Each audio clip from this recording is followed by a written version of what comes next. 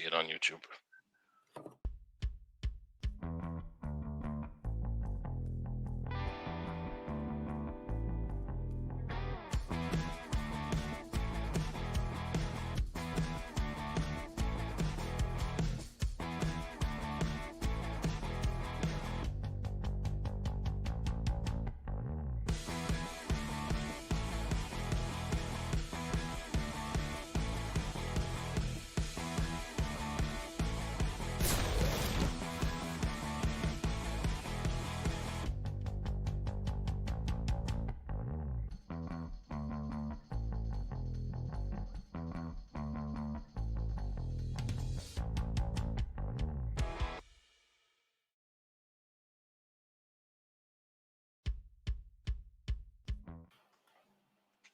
Hello, and welcome back to the Sports Rundown Betalong Saturday afternoon.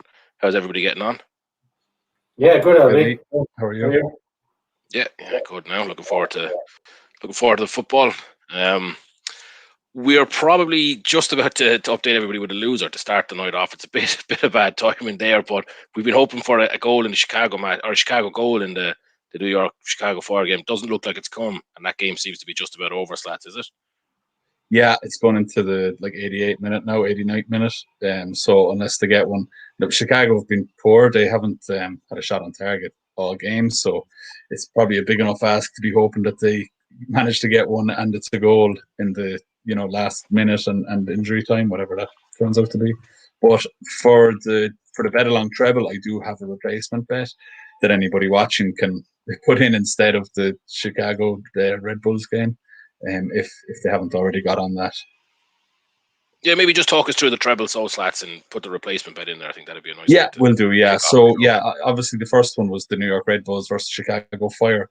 We backed both teams to score and over 2.5 goals. So it was looking a bit ominous at halftime. Anyway, it was 0-0, but the Red Bulls came out flying in the second half, scored in the 47th minute, and they scored again a little while after that. So we've just been waiting on a Chicago goal for that one to come in. But like we've said, it doesn't look to be happening.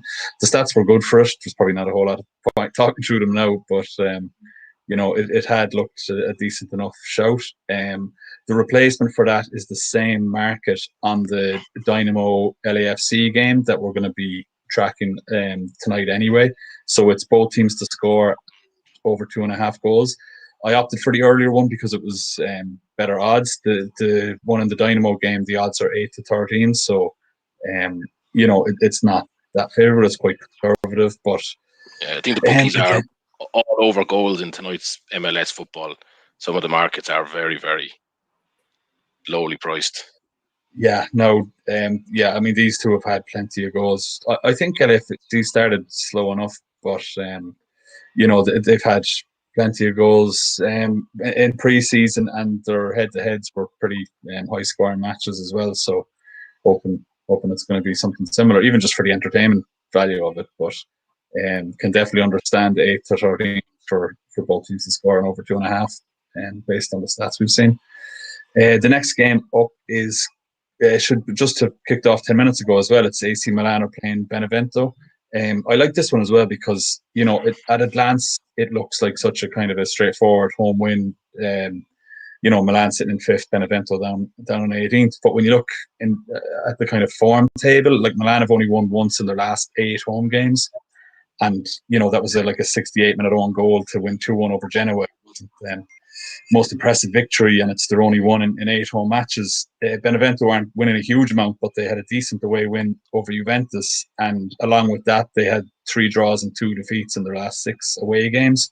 They scored in 5 of those. So what we're looking for here is for Benevento to get in the score sheet again. If both teams to score here is 4-5, you'd certainly be expecting to score whatever about win the game. But what we're hoping that we found a bit of value in is for Benevento to score just based on actually that. As you were describing that, Ibrahimovic just slotted home, so it's already 1-0 Milan. Okay, that's great. Awesome.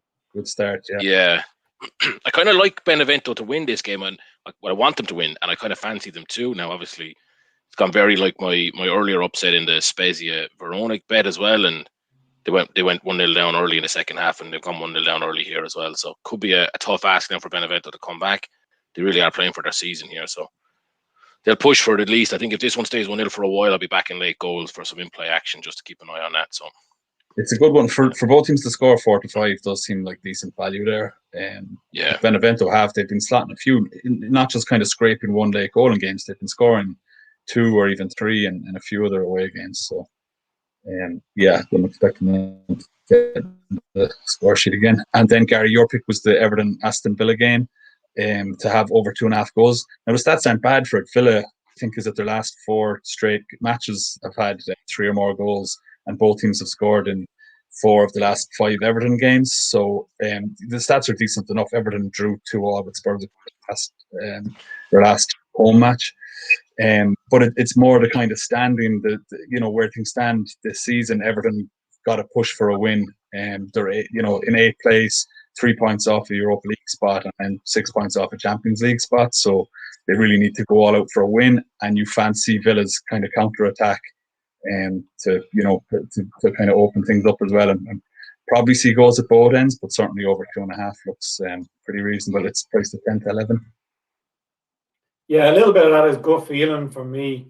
As you said, the Villa side backs it up, but Everton can be fairly stingy. So I think we need an early goal on that. A goal in the first kind of 25 minutes, half an hour should open it up. If it's 0-0 at half time, you can probably write it off, I'd say. But I said fingers crossed we get an early goal there. Your gut feel bets, Gary, have been fairly good recently.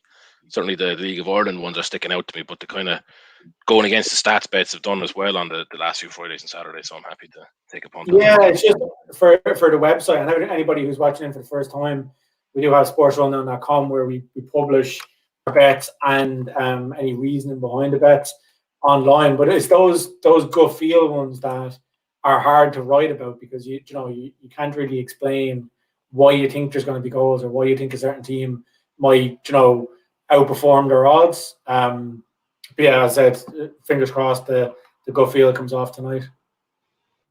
Okay, so I think if you include the Dynamo game instead of that Red Bull's Fire game, which is just wrapped up at 2-0, I think it pays at around 4-1, which is still decent profit, just a bit shy of 4-1. So still not a bad bet. Hopefully things will go our way tonight and we'll get a bit of payday out of that.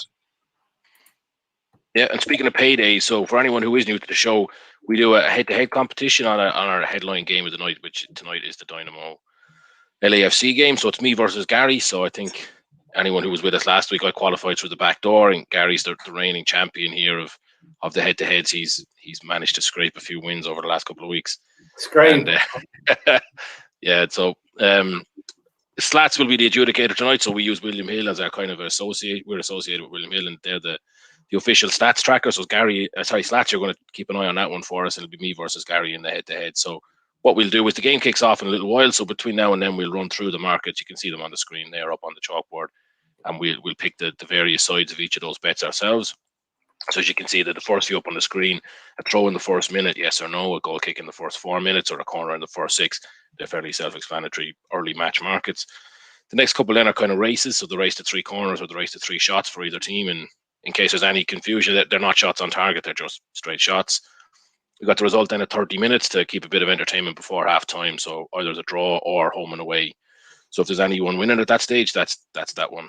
And then the rest of them are sort of second half markets, so we can run through those in a bit more detail later on.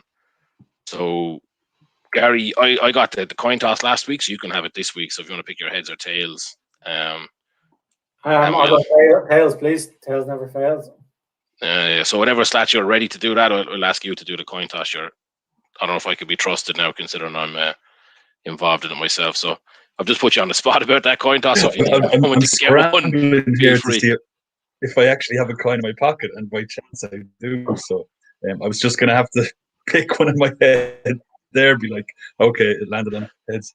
All right, I'm going to flip it here. So, and it is tails, as Gary called the never fails apparently. Nice. That's nice. Gary the first. So I'll take a goal kick in the first 4 minutes, please.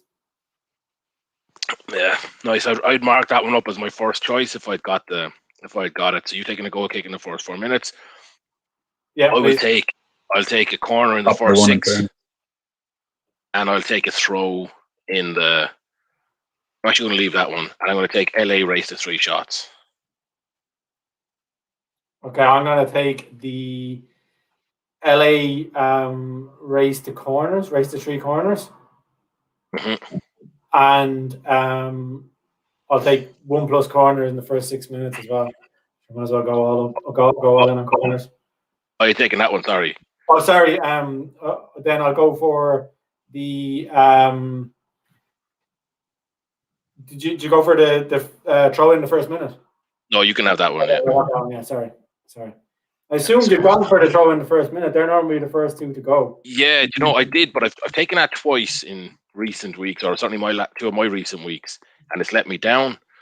And then Slats went for it last week, and I actually ended up getting it, I think. So I'm happy to just let that one go for now. Okay, so I'm going to take over 10.5 corners in the game, and I'm going to take the corner between 45 and 50. Yes. Okay, I'll take the shot between 50 and 55. And then I'll take the second half to have most goals. Okay, that's a good one. Yeah, kind of regret not taking that myself now. So you get the second, and I get first or tie. Right. And then the last 2, I believe, will be right. I think it's a bold run, but I'm going to go over 3.5 goals, and I'm going to go both teams to score yes in either half. And I'm just basically really all in now on there being goals in this game. So that's the 11 markets wrapped up. So yeah, we'll track those when the game kicks off. There's obviously a couple of them straight away. So I think, Gary, you want to throw in the first minute, and then after that, then it's a bit more even. So there's a couple of markets we leave out. We'll remove those, and we'll come back to this just before the game kicks off. Yeah, so I think we're still a few minutes away from kickoff. Obviously, it's advertised for 8 o'clock, but they usually don't kick off till 8:10 or 8:15. So yeah, I'm watching the Everton game here just in the meantime. I'll be keeping an eye on it throughout the match. So it's just kicked off just over 2 minutes in. But I said I'll keep an eye out for any action and keep the viewers updated throughout the program on how that's going. Again, we're looking for over 2.5 goals here. So fingers crossed with the amount of over 2.5 goals bets we have on throughout the night that there's actually some action and we can get a good cheer out of it. Speaking of only over 2.5 goals, there is another game on in the MLS at the moment. So it's halftime in the Real Salt Lake and Sporting Kansas City game, and that's 1-1 at halftime. So anybody who backed over 2.5 goals there will be happy with that start. You'll start the goals there, all right. You did there's an article on, you mentioned Sports Rundown. Sorry, go ahead. Go ahead. Oh, well, I was just going to say, I mean, they've only had one shot on target each, and up there with a 1-1 draw with only 2 shots on target. I never know, is that a good sign for more goals to come? You know what I mean? If they haven't created many opportunities, but at the same time, if they're scoring on their few chances that they've had so far, you'd certainly be expecting another goal at least. Yeah, for sure. I'm sorry, Albie, you were going to say? Yeah, on a slightly different note, you mentioned Sports Rundown, Gary, and I saw up there you've got a few horses picked out for the Kentucky Derby. I'm not sure if you wanted to give us an update on that. Yeah, so one of them has run already and finished third, but ran fairly well. Like it finished third, but it was only like half a length. So it's half a length and a neck was beaten by, and actually coming into the last furlong looked like the winner. So that was Zoffel in the 1:14 Eastern, 6:14 BST game or BST race. Then the other 3 come up later on. So in the 3:40, so 8:40 for anybody watching in the UK, a horse called Annex. So I think he has a great chance. He has the best jockey on board. Aradas Ortiz Jr. is a very good jockey. He's won 3 races impressively at Gulfstream Park. Top rated horse in the field. I just don't see how any of the other ones get near him, and he's 9-2. So he'd probably be my banker tonight.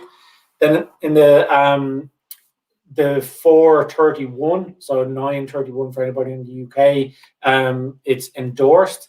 Now he's a bit of an outsider, so he's 10-1 and has a little bit to do, but he's only a 5-year-old and he hasn't got that many miles in the clock. I think he has a good chance of making a place. So I put him up, win and place on Sports Rundown. And again, there's a little bit of reasoning on Sports Rundown if you want to go in and read that. And then in the big one, the Kentucky Derby, I've gone with Essential Quality. So, he won well at the Breeders' Cup. He's just a really, really strong horse in a finish. I think that it'll take a good one to pass him. So he's 11-4. And then I did flag up that the biggest danger is Hot Rod Charlie, who actually finished second behind Essential Quality last time out.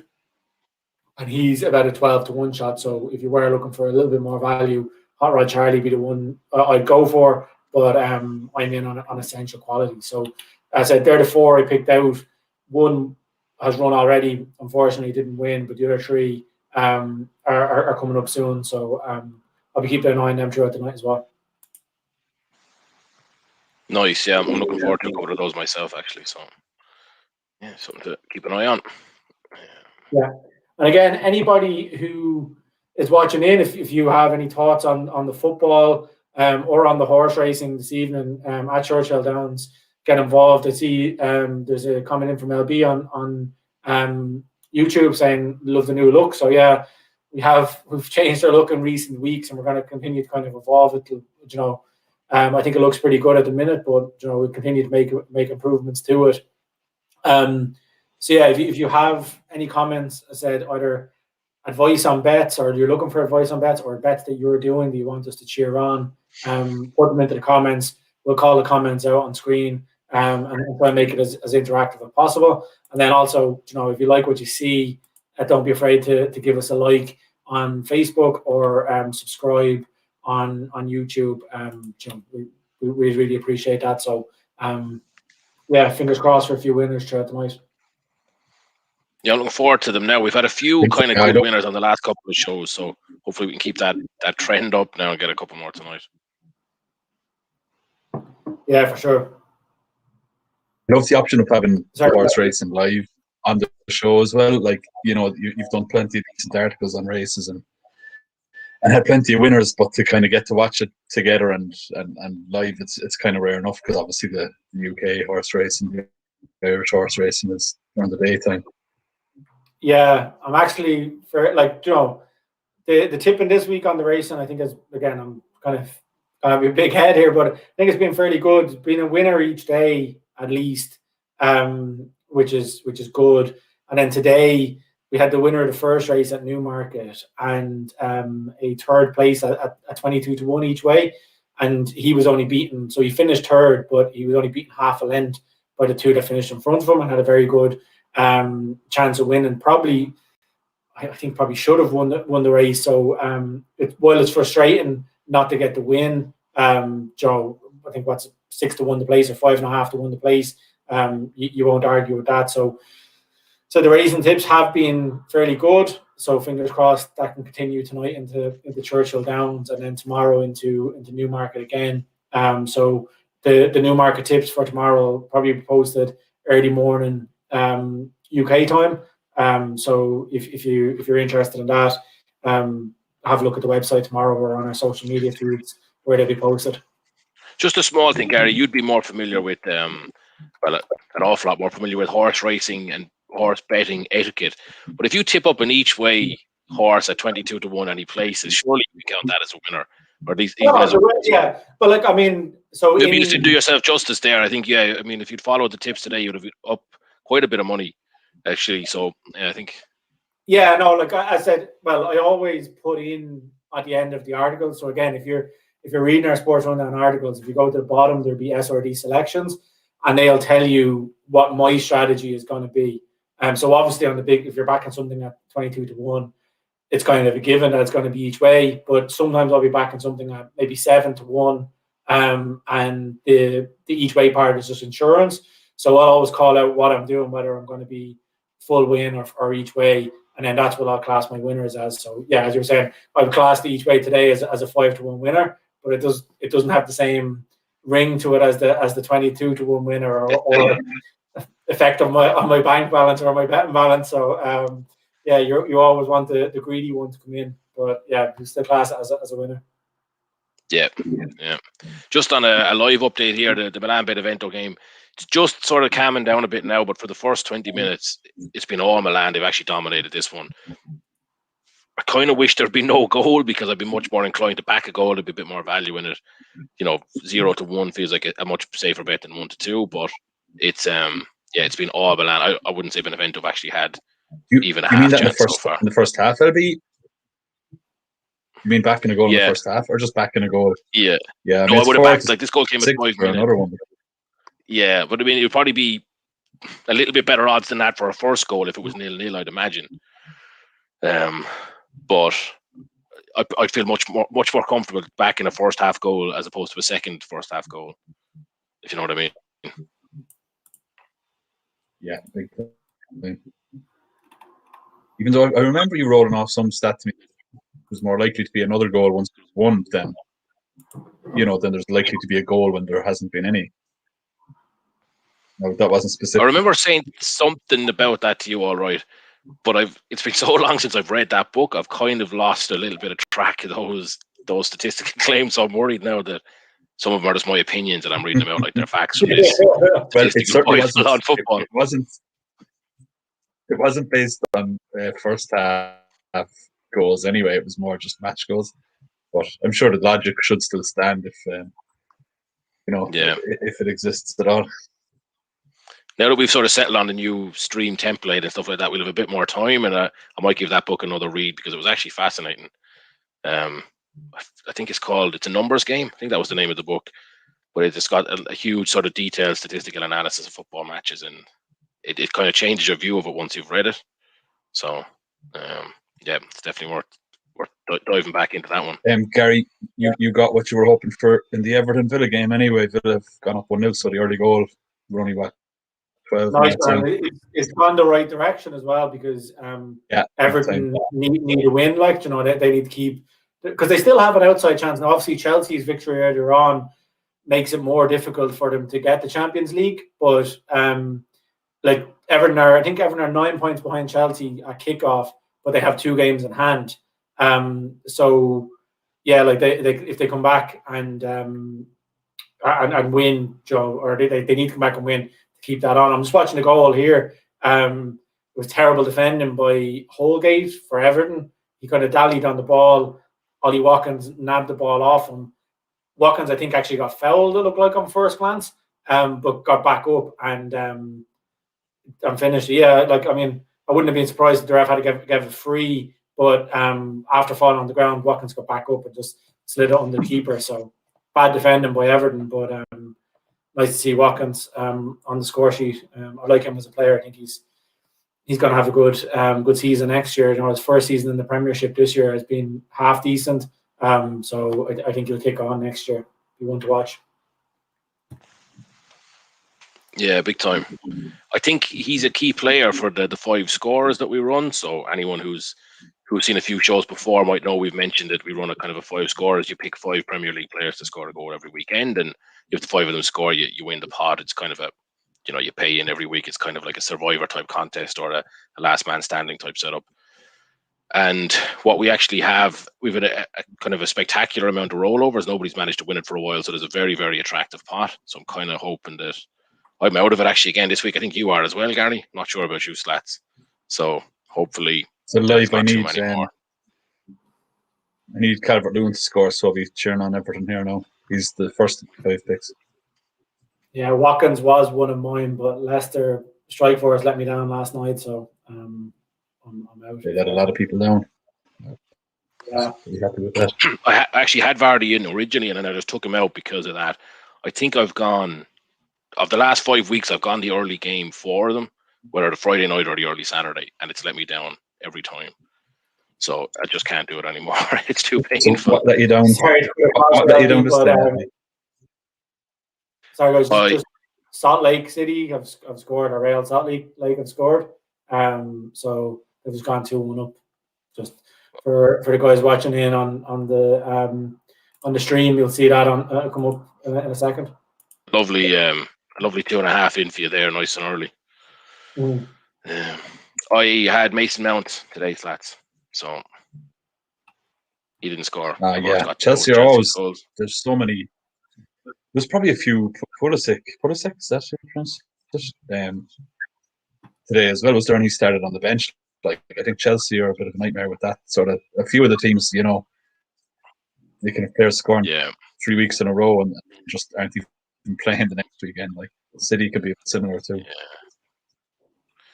Yeah, City are the worst. They're the original kind of baddies for that, aren't they? You just got like Aguero in, and then he just, for no reason at all, he's not even in the squad. City still win 4-0, that type of scenario. Yeah. A few people went out with Chelsea. Timo Werner, Mason Mount were popular picks, so don't think Havertz. I don't think, I might be wrong here, correct me if I'm wrong, but he hadn't done a huge amount in the last couple of weeks, so he fell out of the 5-scorer selections. Yeah, no, he's been in and out, but again, he's another one that I think next season will kick on. Like, it's very hard for a player to come in and for a season in the Premier League make an impact, especially coming from Germany, where things are a little bit, I wouldn't say easier, but the pace of play is different and things like that. Probably wouldn't be as hard a challenge as going in as well. Definitely takes a while to get used to it anyway.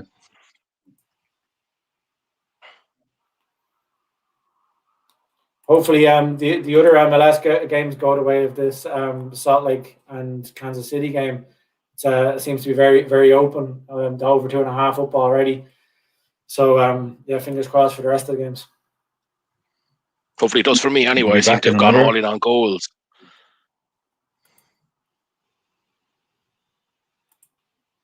Sorry, Slash, what's that? I was just saying, would you be back in another here in the Salt Lake game? I'm going to go in and see what price it is. Like, I mean, I think there will be 2 to 7 for one more. So I don't know. Guys, are we going to do our? So I know we were discussing the kind of pot builder, where we're going to start off with 50 and try and build it just throughout the streams to get it to 1,000. I don't know if we're going to start that tonight or next week, but if we're going to start tonight, I'll place the bet. So keep an eye out for those.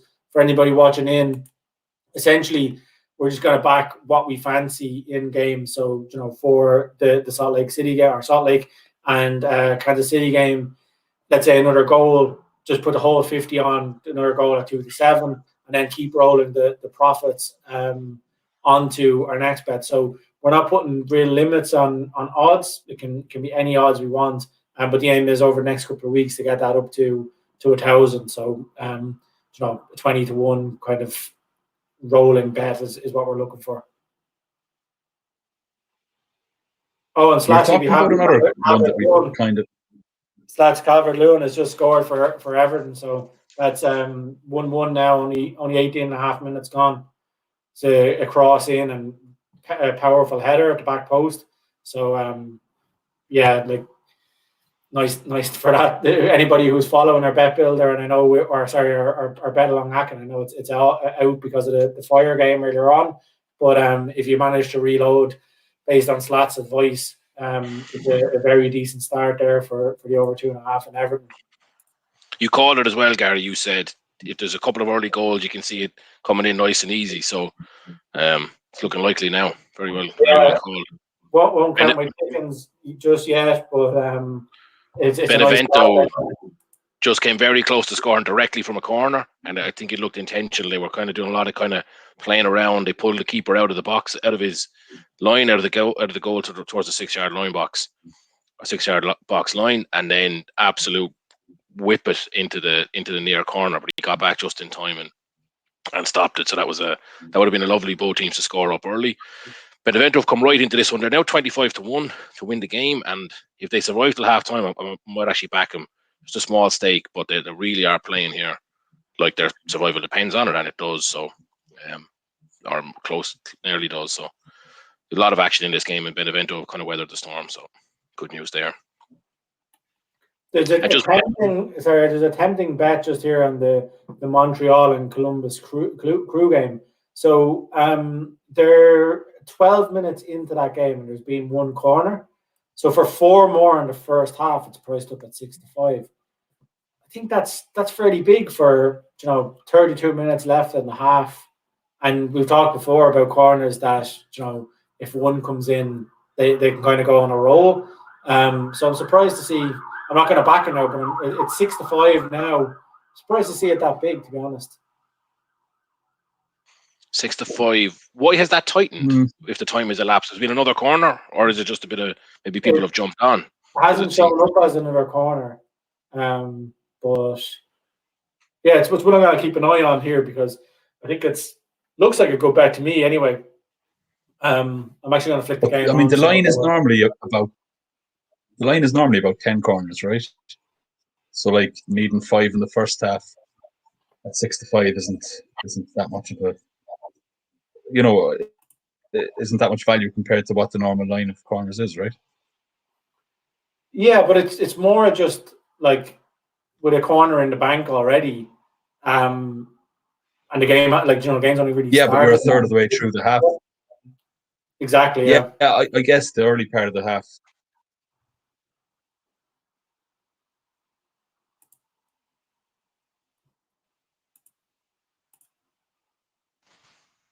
By the way, it's all Benevento here. They're not really creating clear-cut chances, but a lot of pressure, getting in behind a bit.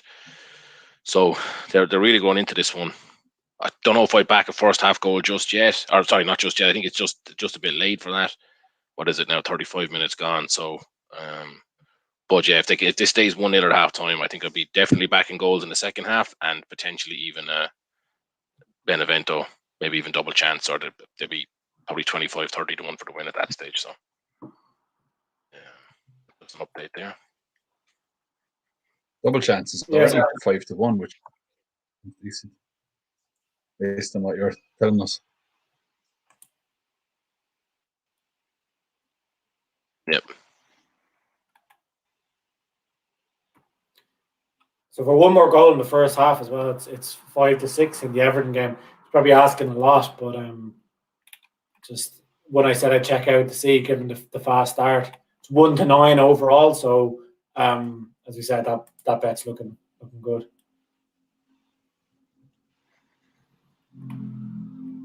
Nice, yeah. I think 1-9 is probably not worth it either. It seems a bit low, but yeah, it's a good indication of where the game is going. I wasn't saying that we should back it. I just said I'd go in and have a look. I said if you're looking to have a punt, the 5-6, I think it is a flip of a coin kind of thing, whether there is a goal, another goal in the first half. But I said I wouldn't be backing it myself. It was more just out of interest. I said I'd check it out. As I say that, Everton nearly scored again, so probably is a good bet, and I'm just like pussying out of it. Yeah, and Gary mentioned there earlier the bet builder or the bank builder or the bet roller, whatever you want to call it. You can see there rolling across the screen at the bottom right. We've got daily profit, $0, and bet 1 is blank. So as soon as he picks out the bet, we'll drop it in there, and then we'll track the bets there. So if you do join later, you step away for a minute and you're curious where that profit number came from, we'll have it in the screen for people who are watching. I know the builder is all about. Sorry, Sas, go ahead. The builder, it's all about compounding the odds, and we were talking about. I don't know if we're going to have a go at it this week, but maybe in the coming weeks, of doing a challenge just between the three of us, where if you start at say 100 quid and then do 3 like 1 to 4 shots, or odds of 1.26, and roll it each time, you double your money. So we were talking about we just would have one bet each during the show, which is obviously an absolute banker, 1 to 4 shot. And you pick it out at any stage you're feeling confident, you spot one, you think, right, this is an absolute shoe-in. But put the 100 on it, it should get us up to about 126. You put the 126 on the next person's pick, and it gets you up to around 160 or that sort of way. And then you put the 160 on, and it brings you up to about 200. and pressure be on between the three of us that you don't let the other two down, and that we double the bank in 3 bets. I think it's worth having a go at that at some stage. Yeah, so it's the same idea, but it's a bit more of jeopardy. So yeah, we might try that in the coming weeks. For now, I think if we can get this pot rolling, it'll be a good thing. Any ideas on what we could invest the first portion of the money on? Has anything stuck out to you guys for the evening? Is there what about another goal in Italy, Liam? It seems to be fairly open. Yeah, I was looking at it there. It's 1-10, so not really much value at the minute, but I'd be very, very surprised if this game finishes 1-0. Like, Benevento can't just accept the loss; they'll have to chase. So, scenario for the bet, they get done on a counter. But they're, as Flat said at the start of the show, they score plenty. Often 2 or 3 in a game. They've got some big away wins already this 2021. So 37 minutes gone now. If we get to half time, there should be a little bit of a drift in the odds, and then it's definitely a good contender for a bet, a bank builder after half time. Hopefully we get a bit higher though than 1-10. Yeah. There's actually one sticking out here now. Again, it's in the corners market, but Lille versus Nice in France and in Ligue 1. So Lille have got 1-0 up, and they've had 4 corners in the first 20 minutes. So 25 minutes gone. Lille have 4 corners. Nice have none. But the line for over 10 is still even money, which I think is fairly big. So you're looking at 7 more corners, but if there's been 4 in the first 25 minutes, it's kind of on pace for that. Yeah, that sounds reasonable as well. What did you say that was priced at? Even money, more or less. Yeah, so it's gone to 11 now. It was evens. Yeah. You'd have to think they'll start chasing that game at some point, and then that does, well, certainly, subjectively feels like it leads to corners, when teams get a bit desperate. Or else if someone's hanging on to the win, later on, I feel like you do get more corners. Benevento on a great break here. I kind of want to be great for the bets if they score, the advertise both teams to score market, but kind of want this to drag a little bit longer.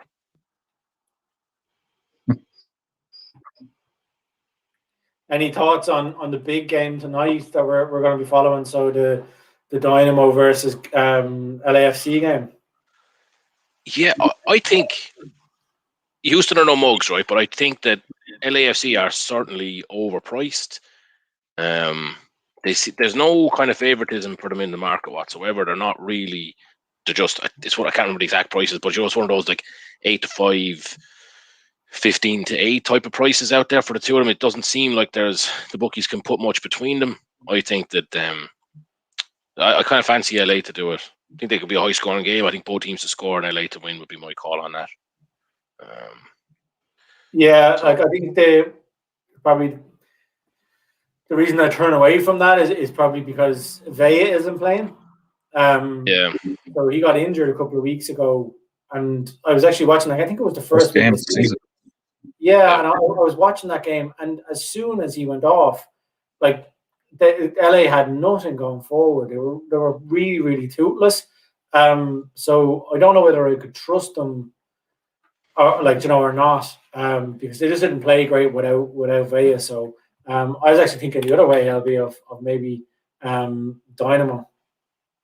What it is, we saw that game when we actually watched it, and I think we watched it just after the show finished last in that game week 1, and I agree with you. They were pretty blunt up front without him. And then what happened after? I actually had it my game week 2 review as well. They're not great without him, without either their 2 star forwards playing. But they looked better, and I think they're going to learn to live without them. So it's not that they don't have good players; they're just not used to playing with him. It was the same at Milan. Just after Christmas, Ibrahimovic went out, and they were dire for a few weeks, learning to live without him, and then they actually started to score goals again. So I think they could actually be reasonable now tonight without them. So obviously they won't be as good, but yeah, I mean, you could be perfectly right here. They could get beaten 2-0, and I'll be eating my words, but go ahead, Slat. Sorry. Rossi's starting. He was the Golden Boot winner last year. Oh, is he starting? I actually didn't think he'd make it for this game. I'm even more confident now. Yeah, that's it. I think they can survive. With him there. I mean, they didn't do great last season, obviously. But, he was there. He was back in plenty of goals for them anyway. And with him back in the starting lineup, you'd be expecting to get a score sheet a couple of times, maybe. Yeah. Yeah, I like it. I agree. Obviously, when you've got a kind of a two up front partnership, they learn to play together as well. And obviously, he won't be. He missed the first game. I'm right in thinking that, guys. Right? I'm not remembering that one. Yeah, he did. They were very blunt that day. So yeah, and we'll find out in a few minutes. It's past the scheduled start time now of 8:30 European time. So I think it's probably about 10 minutes to go. Would you say with that? Yeah, I'd say usually it's 10-15 minutes. So yeah. It adds a serious excitement to our early game markets. You know what I mean? The 1 minute and 4 minutes, because it's just like a lottery when it's going to kick off. Yeah, I actually hope it's not till a quarter to the hour, because I want to watch that first race from Churchill Downs. So again, for anybody who wants to follow me in, and you can go on to SportsRunDown and read about this. But we're going for Annex in the next race at Churchill Downs. So should be around the 9 to 2, or at least he was last night when we wrote the article. So I'm actually just going to go in and flick and see what price he is at the minute. But that's who will be on is Annex at Churchill Downs. I'm just going to do an in-play bet on here, lads. Madrid are playing Osasuna. Real are at home. Now, they haven't been great lately, in fairness, but they've just had a glut of chances there. They've had like 12 shots, 3 on target. And they're obviously odds-on favourites for the match, but there's only 10 minutes left in the half, or a little above it, and they're 9-4 to be winning at halftime. I could see them, just based on the number of chances they've had. I could see them taking a lead in the next 10 minutes. It's drifting. It's 5-2 now, and that definitely seems like a bit of value. So I'm going to try getting that and see if I can get off the night off to a good start. Yeah, it seems like a very good price. If you want to really put the pressure on me, lads, Annex is 4-5 to finish to be placed. So if you want to really put the pressure on me, we could do that. But I think we'll leave it so we don't. I think betting on the horses straight away is probably a little bit too risky for what we want to do. I might be looking like a bit of an idiot here, but I can't see those on Bet365. Any of the Kentucky Derby. Churchill Downs. It is very, very far down. So when you go into the horse racing screen, you have to scroll down past even the virtual racing. Oh, really? Okay, I stopped at that each time. Right? Yeah, no, keep scrolling to the very end. There's a North American section. I see it now.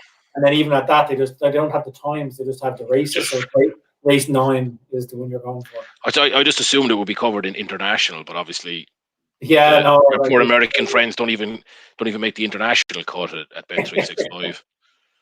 So, Annex, I can see him here now. Bet365, they're up. He's at 3-1. Yeah, 4-5 for a place at 3-1 is actually decent enough. Like it actually is. Yeah. Like as I said, I really fancy him, especially at 9-2. I thought he was a great bet. 3-1 is a little bit skinny, given what is it? Probably 21 or 15, 21 or handicap. But I think he's miles ahead of the other horses. I said I backed him anyway, so I'm happy with my bet. But it's up to you if you want to do the place thing. It could be an anti-climax. I think we're probably safer going for a corners market or a goal market in the football, probably. Yeah, just speaking of goals markets in the football, Benevento they're ripping Milan apart here. It's a corner. I really hope. Well, part of me hope they score, but for themselves. But I hope I think VAR have turned it from a corner into a goal kick. The ref is certainly walking away. there were some great chances for Benevento. A dangerous cross into the box. He just got beyond the fullback. Yeah, VAR overruled that corner, turned it into a goal kick. Never seen that before. There was 3 Benevento players in the box, and the first guy got the ball, headed it across the box. Not sure if it was intentionally across the box or he aimed for the goal and just had a poor accuracy. And he caught his teammates a little bit flat-footed, but great chance there to score. It's 47 minutes now into that first half, so it's soon to be half-time. Definitely both teams to score is looking good. Goals in the second half seem a certainty, and I think I actually might be tempted to back Benevento myself, back to McCain even. So, yeah. More goals is about 8 to 11. Would you fancy that? Those odds? Do you think there's value there? 2 goals. Yeah. Oh, please don't score. Oh, jeez. Ibrahimovic nearly scored, and an absolutely unbelievable save. Oh, God, I do like Ibrahimovic, so it would have been a great goal. He just, oh, God, the keeper did phenomenally well. Ibrahimovic ran into the box, pulled the keeper to the right, and then tapped it across to the left. He just got his foot to it. They're taking their corner here. If this makes it a half time, 2.5 goals or 2 more goals, that seems like, yeah, definitely. But, Ibrahimovic is back to his best. He's extended his contract with Milan. He's up for it. He's playing well. They're still actually in the European race places for Europa League. I think they're looking at that as their target. Yeah, it's halftime now. So I'd be backing both teams to score in the second half. Oh, yeah? It's very strange. Just a jersey exchange there going off at halftime. Haven't seen that in quite a long time. I hate seeing that. Sorry, say that again, Gary. I hate seeing that. Wait till after the match and just get it a full time. It can't be in that someone's jersey. Who was it? Someone to Ibrahimovic, was it? Probably one of the Benevento players to Ibrahimovic. But you know what? It wasn't even. I missed who the Milan player was because his jersey was up over his head, but he just took his jersey off and handed it to Viola. So odd one, but who am I to judge? That game is looking really nicely set up for second half goals. It would have been better if maybe if Milan hadn't scored so early, but it's looking really positive. It's 7-4 LB for both teams to score in the second half. It seems pretty wide odds considering it's 8 to 11 for 2 more goals. Like they're obviously expecting it to be far more like Milan to go up 3-0 rather than it to go 2-1. Yeah, but if you think it was 4-5 for it to be, I like that. It's a good price. I could be tempted by that myself. I just think if I've got both teams to score back from beforehand, and I've got Benevento to win, it just seems like I'm going all in on them scoring a bit. So I'll see in 15 minutes. Any sign of the players coming out here for the Houston Los Angeles game? I can't see them. So I've been concentrating on the race. Let me try and have a look here and see. I mean, I have it open just on William Hill to start. Hopefully they're all in watching the Davis Cup and or sorry, the Kentucky Derby, sorry. I can't see it here on my screen yet. But we'll keep an eye on it.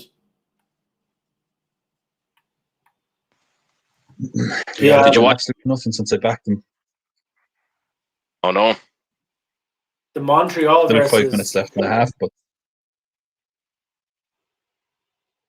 sorry, Seth. Go on, Gary. I was going to say the Montreal versus Columbus Crew game just looks like an absolute terrible game. Thank God we didn't go in on that corners bet because there's still only been 1 corner in the first 32 minutes. But there's only been 2 shots on target as well. Just seems to be very little action going forward. It's all around the midfield. So, just anyone who's new to the show, Gary's got a sort of a fetish for corners bets. So just bear that in mind when he suggests them next time. Yeah, I actually do. I think I have a problem with corners, but it's just because I played in a match earlier on. I know it's amateur football, but there must have been 40 corners in the game, and it just seemed like so easy for it to be corners, Plus, as I said, when 1 corner comes in, if it's a good delivery, usually it needs either a goal or another corner. So, I don't know. It's just mental kind of block I have on it. So thanks, but yeah, I do. So you might want to take a little bit of my corner advice with a pinch of salt going forward. Yeah, you certainly do. What was you were saying something earlier, Slats, about the Madrid match? They're not up to much, are they? I think I was distracted when you were saying that. I was tempted to get involved myself. Yeah, so like it seemed to start quietly. I was kind of keeping an eye on it, and they started at 1-3. They're still 1-2 to win, and I didn't actually think they were great value. And there didn't seem to be much going on for the first 10 or 15 minutes. I didn't look again until about 25 or 30 in it, and then when I looked again, they had like 12 shots with 3 on target. It's still the same. They haven't had another shot in the last 10 minutes since I got on them. I got on. It ended up being 3.8, so nearly 3-1, which still seemed good value considering those stats. But yeah, it just seems to have gone quiet again, and they haven't had much. And it's against the clock now. There's 2.5 minutes left. They're on a bit of an attack here, but it's looking pretty unlikely at this stage now.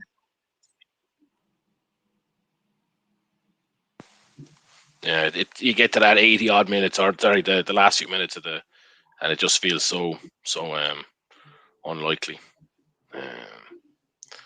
Yeah, did you watch the rugby earlier on, Slats, today? The Champions Cup? No, I saw the result. I saw it's Toulouse in the final. Did you watch it yourself? Yeah, I missed the first few minutes of it, but caught it from about 20 minutes onwards. It was actually, as you'd expect, high quality, but very tight. Not a lot of scoring, but it was exciting enough. Do you have any thoughts on the game tomorrow? I presume for any of our Irish viewers. Yeah, I was just going to say, I presume Toulouse were big enough favourites for that match today. I was trying to think of what odds the match would be for tomorrow. What the handicap would be, or who you'd fancy, and I kept going back and forth, and then I kind of came to the conclusion that it must be close to the scratch, and that it'd be same odds for either side, both like 10-11 for the win. And then when I went to look at it, and it's Leinster -6 points, La Rochelle +6, I thought that seemed quite high, considering I couldn't put anything between them. I couldn't think, other than European history, where obviously Leinster have a much brighter or much bigger history there with multiple Heineken Cup wins. What do you think the loss of Sexton? What's it going to mean? I mean, Leinster play more matches without Sexton than they play with him, so I don't think really. Obviously, Sexton makes a big difference in any team he plays in. Leinster do and try, have him fit and ready for the big games. Ross Byrne is decent. He's a really solid goal kicker. Obviously, not as good as Sexton running a game with the ball in the hand and that sort of side of it, but he's a very good goal kicker, and he's decent enough cross-field kicks from hands, that sort of thing as well. And he's, it's a big drop in standard from Sexton down to him, but I don't think it, I wouldn't write them off just because Sexton isn't there, if you know what I mean. There's plenty of other players, and capable of getting those players moving too. We've talked about it before, and no offense to Gary here, being where he's from, but like in the match, was it the match against Munster last week? Yeah, it was their last match that they would have played, and someone came off the bench, and the commentator said that it was Leinster's 58th player of the season. It staggers me that the size of the squad they have there. But so they should be able to live with 1 or 2 injuries. Really, was my end point. That's mad. Yeah, 58. I mean, only I don't know what the other Irish provinces have in their squads, but I know that maybe 3 or 4 seasons ago, I read an article, and it was kind of having a go at Munster, saying that they had too many. They had most, of any of the 4 provinces, and it was followed by Ulster, and then either Connacht or Leinster. I think were pretty close, but you'd imagine with 58 that must have turned around. Now I wouldn't have. The other provinces would be that high, but you've watched. I actually don't know who they have. The vast majority of Munster matches, and there's no way there's 58 players in that squad. Like, it can't be the case. Well, one thing you'd say for Leinster is, like, they've certainly been better in recent years than Munster for playing the youth in their squad. So, like, a part of the problem with Munster is they could have young players there that just aren't getting any game time because Munster tend to stick with their, what they perceive as their top, best 15 available for any given match. Rather than, Leinster would be more kind of open to giving the youth a bit of a run out and a bit of a shot, and have mixes of teams. They might have, 8 of their starting 15, their top 15 players, and then 7 of, the kind of youth players. So they do mix it around a bit more than Munster, and there's probably players in the Munster squad that haven't, had any game time this season.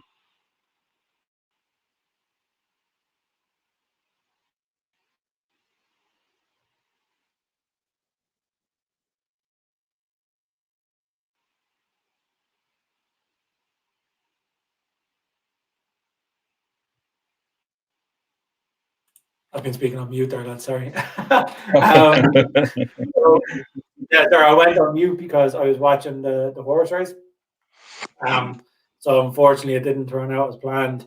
He was in a good position turning in, but he got boxed in coming down the home straight and couldn't get a run. So he ended up finishing about 5th. Probably could have got closer with a clear run, but disappointing not to get a shout out of it. But I'm glad we didn't lump on the 50 onto the place anyway. Yeah, definitely. I was just asking, any sign of these Houston or Los Angeles players? I think what they do in the MLS is they'll wait for either the Montreal game to hit halftime or the Real Salt Lake to go full time. So I'd say we're waiting another 6 or 7 minutes for it to kick off. Okay, fair enough. Has it come halftime in the Madrid game, Slats? I know it was close there not too long ago.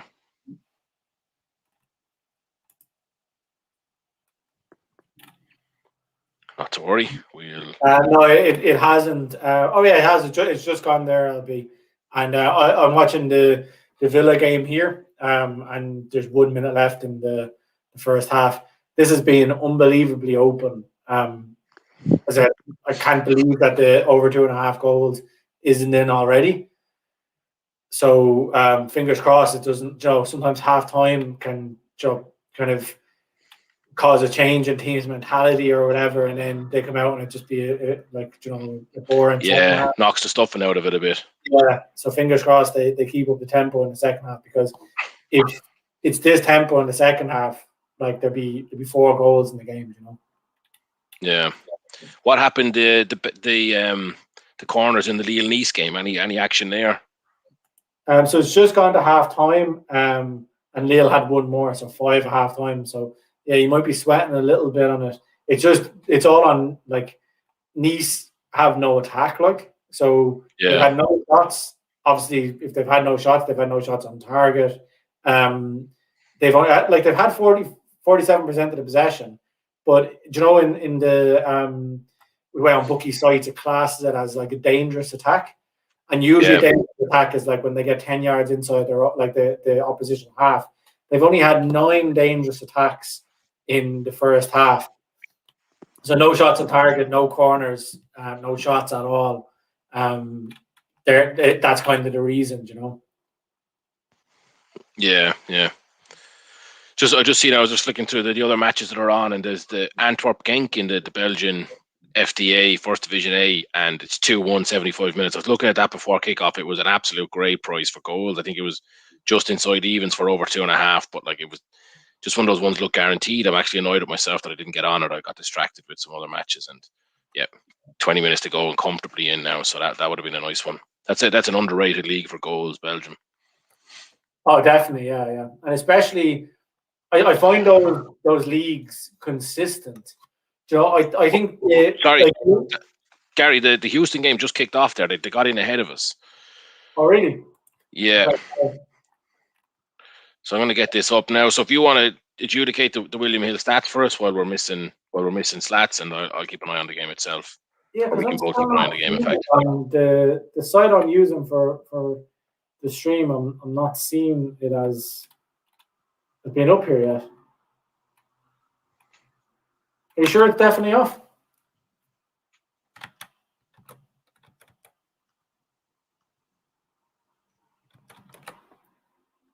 Let me check anyway. We can backdate it anyway. We know we'll have the stats from it.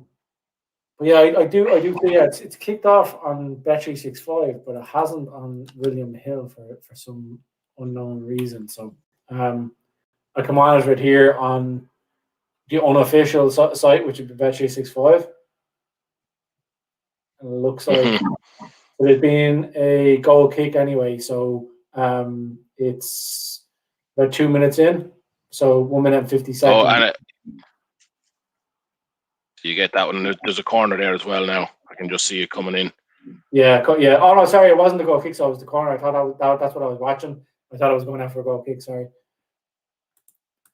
So it's just a corner. The corner. It says the man who's not on the race to corners. Yeah. So it's just off here.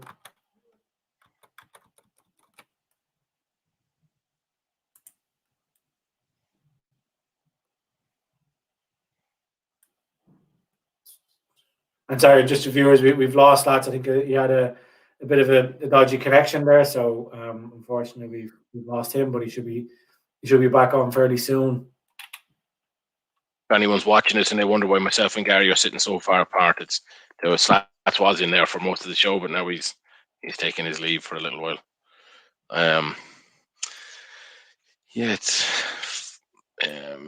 Houston has started this match pretty well. To kind of the way you would expected it to go, Gary. Hopefully. Okay. So do we want to update the markets here for anybody who's watching in? So there was a throw in for Los Angeles after 10 seconds. So the throw in market won. Yep. There's been one shot. I don't think there's been a goal kick yet. No, there hasn't been a goal kick yet, and there's been a corner for Dynamo. So that's up to. And what time do you see on the clock there, on the official clock? The official clock is 3 minutes 24 seconds. Okay, so about 40 seconds for that goal kick as well to come in. And then one corner for Houston and none for LA so far. Shots, one for Houston and none for LA. The goal kick has just come in, so the goal kick is 3 minutes and 51 seconds. Taken. That's a winner. Sorry, I forgot we were doing taken. So we'll put it in and we can confirm that after. The way you said it, it looked like it came up at the right time. So that's your flying into a 2-1 start there, Gary. Nice early lead for you. It wasn't a shot that led to that, was it? No, it wasn't. It was just somebody actually kind of ran it out of play. So. Oh yeah. I'm familiar with that move myself. Done it plenty of times. Yeah, I did it earlier on a lot. Anyway, I was playing today, so. Oh yeah, how are the legs holding up after the lockdown? Actually, not too bad. So, yeah, I was surprised by myself, but it's more the hard ground. So, it's been very kind of warm over here, so the ground is rock hard. And with the studs on, you're kind of like Bambi on ice, kind of run around the place. But it's good to get back into it after so long out of the game, you know. Yeah, big time.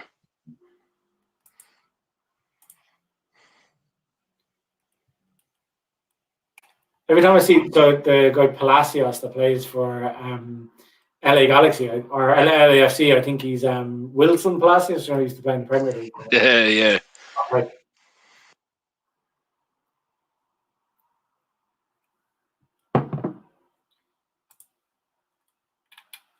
But yeah, so I think we should probably go on a goal in this with the 50 quid. So, like, a goal or a first half goal? So a first half goal is 3-10. Low for a first half goal.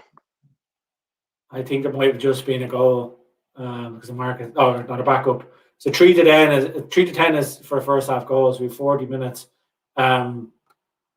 I think we should probably go for that. Do you want to make an decision? Yeah, I think we're on. He gets 2 votes there, 2 out of 3. Slats isn't here, but even if he went against us, we'd still be getting that one through. So yeah, I like it. Okay, so that's 50 to return 65, so 15 quid profit. So that's on there now.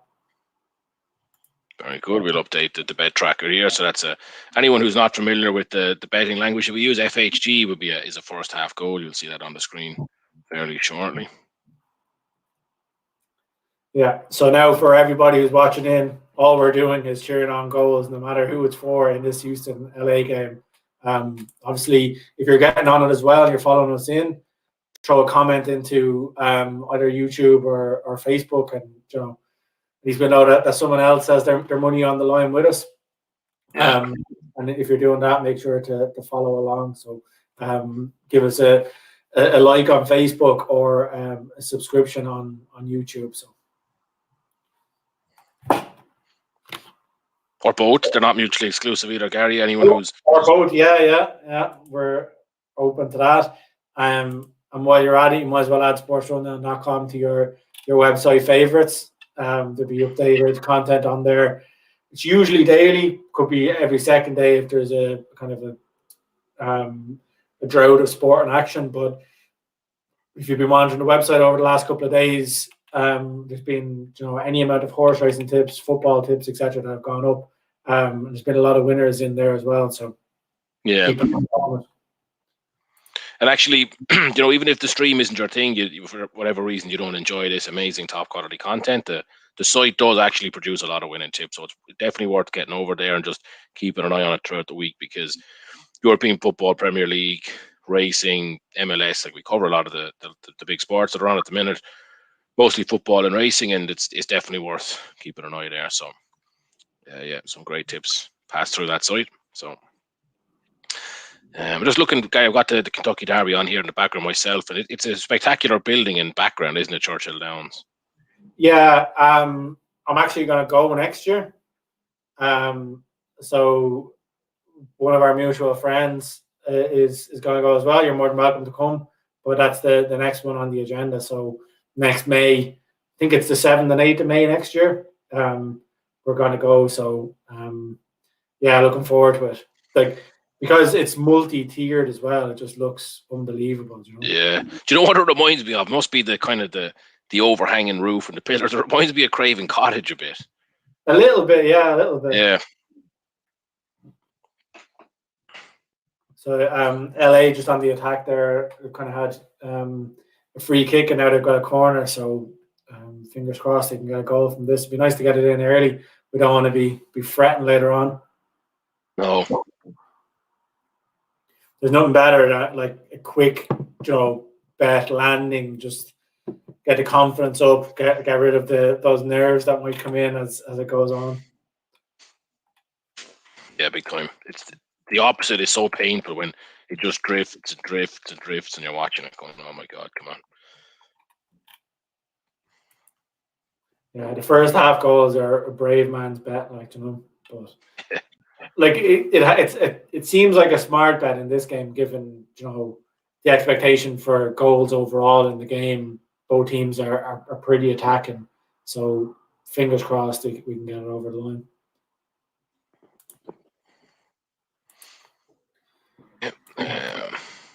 A lot of the other games, watching the show. Sorry, a lot of the other games. Sorry, this is the only show in town, I think. Oh, very good. Anyone watching the show, you'll see Slats has rejoined us there after he says technical issues, but I think after the no Madrid goal in the first half, he just had to go outside and scream his head off for a little while and down a can and the pain of that one.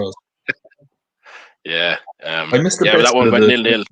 I missed the best bit of the whole head-to-head and raging. Yeah, looked like I was going to get it. The 4 minutes goal kick came on 3:50 something, so Gary snuck that one again. He got his early throw, and I got the corner. Corner actually came in after about a minute. All yeses, yeah, I see that now. Yeah, the yeses come in like that; they feel so inevitable. It's just like, right, why did I skip over any of those when I had two of them available to me? But it's the way it goes. So I'm seeing a corner each now. Corners, yeah. Sorry, lads. I took over the adjudication duties while you were gone. Oh, you're grand.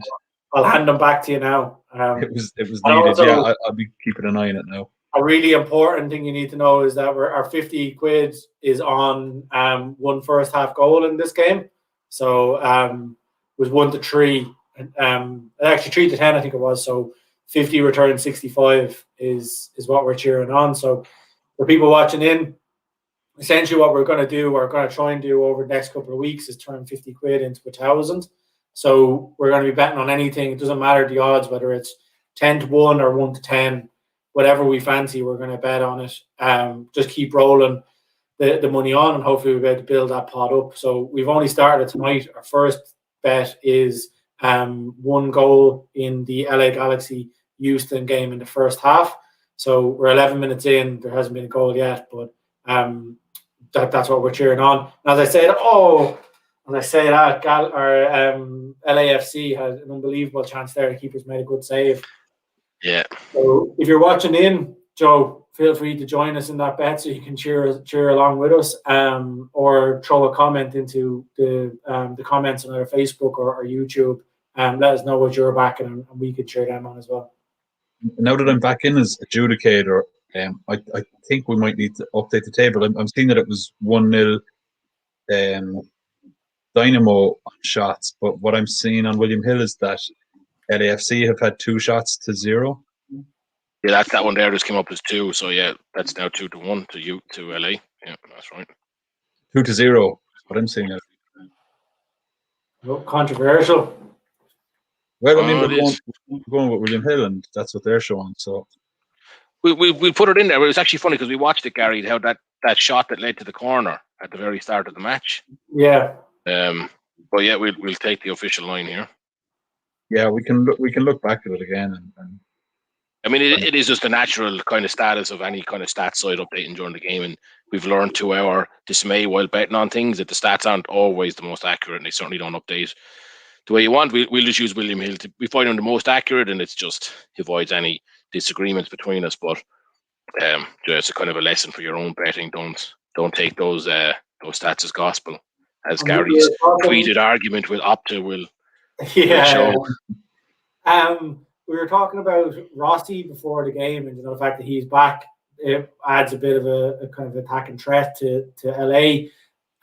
He was actually the guy who had the big chance there, so it's disappointing that he didn't finish that. So there's been a glut of corners here as well. I'm watching it live here. So it looks to be more. Well, I have the race to 3 corners, and that's the 3rd corner for Houston. That's it, yeah. Yeah, so that's a nice win for Roll LB. If the shots bets keeps going, you're 1 shot off winning that too by the look of it. Oh yeah, sorry. I actually kind of got confused there, and I was like a little bit disappointed that my 1-all in shots had been overturned, but it's actually in my favour because I've got LA slowly as well. And LB, we just see we have some new viewers there on both Facebook and on YouTube. So do you want to give them a quick update on what's happening? Yeah, so anyway, what we're chatting about. There is an injury in the Houston LA game, so you're not missing anything while we go through this. Yeah, well, first of all, welcome to the show. Anyone who's new to it, who hasn't seen it before, anyone who's been around for a couple of weeks will know what we're doing here. But you can see the chalkboard over there on the right-hand side of the screen is a head-to-head. So we do it every week on our headline game. This week you can see it's Houston against LAFC. So we do a head-to-head. So we take either side of various more or less even money markets, 10-11 out to 11-10. Try not to go beyond that to keep it relatively fair. And then we just do a kind of a coin toss and then go in order of preference. So Gary went first. He took the second line there. You can see a goal kick in the first 4 minutes. That came, fortunately for Gary, about 3 minutes 50 on the clock. He just snuck it. We'll have to review that one after. I feel like it was a bit too fortunate, but they're the type of markets that we do. And then best of 11 then wins the 50 quid. So we put 50 quid up a man and take it from there. Gary has been, I'd like to say, very lucky over the last few weeks, but it's getting to the point now where statistically it's hard to argue with the amount of wins he's had. Getting more and more difficult indeed.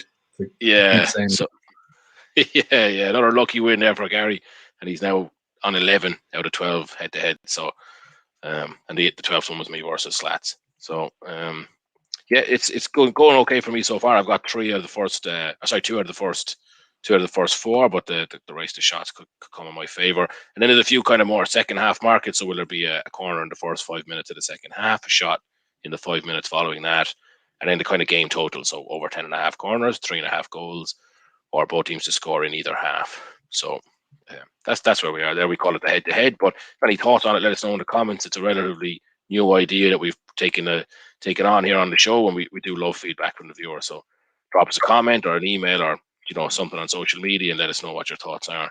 Or if you've got any bets on the game tonight or any other game that's on at the moment, let us know. We love tracking other people's bets as much as our own. So yeah, keep us up to date on what it is you're backing. And been a decent start to this game.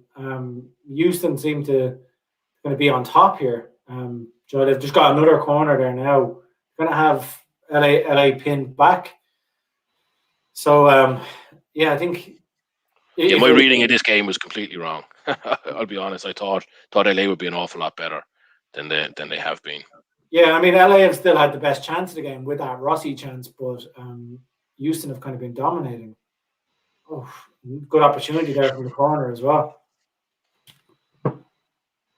Yeah. It'll be. I don't know if you ended up getting on the Milan Benevento for goals. Did you? I'm actually going to do a double now on over 2.5 goals in the Milan game and over 2.5 goals in the LAFC game. It's paying 4.5. I'm watching it. The second half has been a bit slower, and Benevento have lost a little bit of their momentum. But yeah, it's what is it, 6-5 the last time I saw it for a first half, or 2 more goals. So definitely 11-8. I'm getting it now. Yeah. Oh yeah, definitely. I'll be tempted at that. Yeah. Yeah, I'm gonna hop on here. A tenner will return 45 quid. So it's not bad. Oh, feck, Milan's just gone suspended as I'm trying to get that on. 2-0. You missed it. God damn. Noise. Well, at least my call was right, but didn't manage to get it on. So that's unfortunate. Yeah, exactly. It's 11-8 now for over 3.5 goals. I wouldn't be going near that. No, I'm gonna leave it together. No point chasing something like that. It tends to blow up in your face. I do still think that the both teams to score is this is actually a lovely goal from Milan. I'm seeing it again here. Donnarumma threw the ball out to the right wing, just played kind of casually over to the left wing, and then just 5 or 6 passes later, they're in behind. Who's with the assist here? Can't see it. Cross, and then Ibrahimovic makes it with the shot. He turns and shoots, and it gets reflected out. This could be going to a VAR review. If it gets out by VAR, everybody be plunging onto it. Yeah, I would be. It's kicked back off again here now, so forget it. Yeah, it seems good. Let me see it here. Oh my God. There's probably about 10 seconds. No, it's a bit high. Probably about 6 seconds, which, is a lot of time of build-up of the ball flirting around at the box. Will it be past him? Will it be not? And Ibrahimovic is probably offside for about 5.9 of those 6 seconds. And then he just steps in about half a foot onside, ball is played, turns, buries it, or drills out the goal, it gets saved, and then the rebound is tapped in. He's such a spectacular footballer, really, when you watch him up close like that. How he wasn't offside, I don't know. But yeah, he wasn't, but fair play to him. And it was so intentional. He was watching the play, offside, distracting the defenders, and then as soon as the foot came back to pass it, he just stepped back on. So this is fully back in play now, so that goal definitely stands. And Benevento are not. Just when you were saying that there was a shot for Houston Dynamo there, so what I'm seeing is 2-1 on shots to LAFC now. Nice. Yep. Saw that shot actually as well. Yeah, the corners, I was just looking because. Sorry, I was just going to say you also have the corner between 45 and 50 minutes, LB, and the over 10.5. So you're looking good on the over 10.5. If you're getting another one between 45 and 50, and maybe I'm looking good. Yeah, if my other bet comes in, then I'm looking good for my next bet. But if it doesn't, then I mean, 5 corners in the first 20 minutes looks very good for an over 10.5 corners bet. So I'm not just saying the 45 to 50 minutes, but that could be a key battle there. Would be pushing you toward that 10.5 and winning that market. Yeah. They're starting to open up again here now. So LA have going to come out of their shell a bit. They started really, really badly, but they're starting to come back into it now. Well, I actually agree with you there, Gary. And I think I've missed my chance with the race to shots. I think that Houston are going to be under the cosh for a couple of minutes, and LA are going to get their shots up. Benevento too have woken up here. Unfortunately for them, probably too late in their season. But if this one goes up until, what is it now on the clock, 63, 64. If it gets to 60, if it gets to 70, I might actually back another goal. But not just yet. Yeah, you've won the shots market there as well, by the way. LAFC had a shot there again. Oh yeah, just when I flicked over to the Milan game. Nice. So that's a nice win for me. So that puts me 3-2 up. So. Oh, geez, I thought it was worse than that for me. I was about to say it's nearly unassailable at this stage. No, I got two in quick succession, and they came right after the goal kick in the first 4 minutes was questioned. So it kind of felt like I'd done quite well there, but actually no. So you got the throw in the first minute and the goal kick in the first 4, and I got the corner in the first 6, and then the 2 races. So LB always puts an initial tick up next to his name and an X against the opponent's name just to kind of make himself feel better. So that's probably throwing you a bit. It's just playing mind games at the start. Exactly. If you'd lost as many of these as I have, Slack, you'd be doing anything to give yourself anything for a green tick. By the way, speaking of that, Benevento, they came so close here. It's a free kick from a fairly nothing kind of position. Lovely ball into the box, swung in and headed just wide. Donnarumma made a good sort of full stretch for it. He probably had it covered. Hard to say, but that's 2 really good headers now from Benevento in the last few minutes. You can see Ibrahimovic here now trying to calm down the Milan team. I think they need to just sit on this lead for a few minutes and suffocate the game. Benevento could still catch him. Hopefully they catch him for at least one and we get the both teams to score up. But yeah, I think the tie is the win market is fairly wrapped up here. This game has gone there, so the Houston LAFC game has gone very open now. It's end to end, so fingers crossed we can get a goal soon. So it's approaching just over the halfway mark of the first half.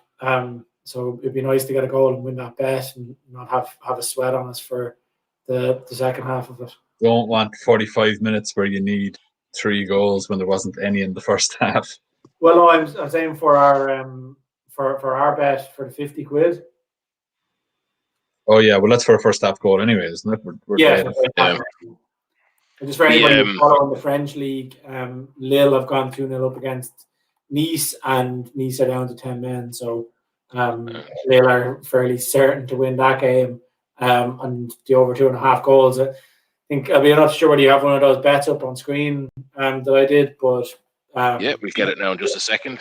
If you give me one more. That moment. over 2.5 is looking good, but I need the Montreal Columbus Crew game to open up. As we said, the first half of that game was fairly depressing. There was only 3 shots on target in the whole first half, only 2 corners in the whole first half. So if that game can open up and get a few goals, I think that bet is back on.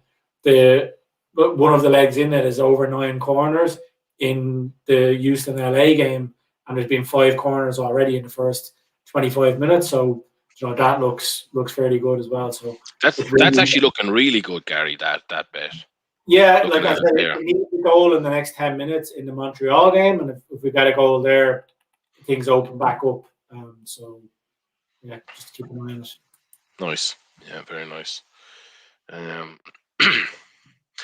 actually looking here at the head-to-head, and I think I'd nearly just concede defeat at this stage if there's no... Oh, Benevento. Wow, what a chance. Do you know when you see when they don't get over, like a ball is played to them, usually at pace, either across the goal or played back out, and he lines up a big one, and you're just praying that he gets his body over the ball, and you see him then just connect and he's leaning back, it's always going up. And I think it's still probably going up at this stage, to be honest. That was an unbelievable chance, though. An unmarked free shot from about just a yard or 2 off from the penalty spot. But the head-to-head here, no, oof. That was Rossi again. Like, he was in a great position and he just took a heavy touch. was thinking of getting on him for anytime goal scorer. I'll hop in and have a look at what the odds are here. He was Yeah, huge he's price before great. kickoff. Oh, yeah? Carlos Vela was 10 to 11, which I just think was a bit cheeky from the bookies. I don't know why that was even there. But yeah, Rossi was about sixth in the market, maybe. While you're checking the odds on that, like I'm just looking at the later ones here, Gary, and like over 3.5 goals, I have half with more goals first or tie, and both teams to score in either half. So if there's not a goal soon, I'm guaranteed to lose at least 2 of those. Yeah, so you're going to win the over 10.5 corners though. So I mean, because there was another corner there, so that's up to 6 now. what, Yeah, 7 corners. Is there 6, 7 corners? I think it's 6. Yeah, 6 but now, yeah. I'm looking at Rossi here, so he's come into 2 to 1 for anytime goal scorer. He's still decent. Significant favourite in that market. He's 6 to 1 for first goal scorer, which doesn't seem a bad bet. But I kind of like the look of 14 to 1 to score 2 or more goals. And given he's their main striker, really. It's a bold call, but I actually like that, Slats. Yeah, I do like Yeah, it. it is. Like you definitely would split your stake there anyway, Yeah, well, I think I'm just going to be greedy and just get on the 2 or more. But we'll see. Maybe that'll come back to haunt me. I go 80-20 there now. 80 on the 2 to 1 and 20 on the 14s. Yeah, I mean, I'm only putting a tenner on it, so yeah, €2 on them. If you put €2 on him to score 2 or more, and he did, you'd nearly be more pissed off if he did. Yeah, it is. Benevento had a couple of good chances here. Not to sound dismissive, but they look like they're getting desperate now. And yeah, it was a good chance. So like LA have just made a cynical foul there in the Dynamo LA game. Yellow card, I think, is it? Murillo, it's yellow from Murillo. He took down the winger, and he kind of beat him for pace. He just put his elbow across and then like had a nibble at his legs as well. A nibble, that's an understatement. He just took out across the shins. But if he hadn't have did that, it was a 3-on-2 at the 18-yard box. So it's proper professional foul. But yeah, frustrating. Obviously, you'd never see it, but like that foul was nearly a yellow card foul on its own without the cynicism. Exactly. Yeah, like I mean, bordering on red card, yeah. I've definitely seen more punishment given for those anyway. Yeah. You never seem to cover the card markets in the head-to-head, LB. Is there a particular reason for that, or is it just we actually did it? We did it in one of the earlier ones. You might remember, maybe our second ever. Yeah. And it was just a disaster. There was no cards in the first hour or so, and then it just went a bit flat. And actually, that particular head-to-head went very flat, and it kind of threw the baby out with the bathwater potentially there. But we can look to reintroduce them. You just need to set up a YouTube account, Slats, and drop a comment on the page, and we'll consider any suggestions you might have. I thought my presence was enough, to get my opinion across. No, I do like viewers' opinions. Yeah, viewers first. The customer's always right. I do like the cards market, but I've potentially never won a single bet in the cards market either, so I do stay away from it.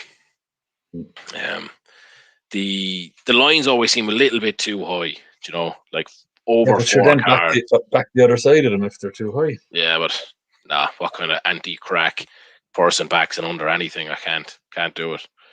So either over or no just bet. For a friendly match with no cynicism. Yeah, we're all friends here, guys.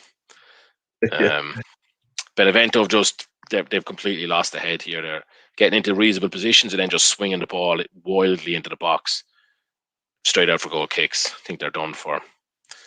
And thankfully for them, 70 minutes they could start dropping heads. In fairness, yeah, there's a lot of the teams around them have dropped points this weekend as well. Tony got relegated. Actually, I'm not sure if you watched Inter earlier on.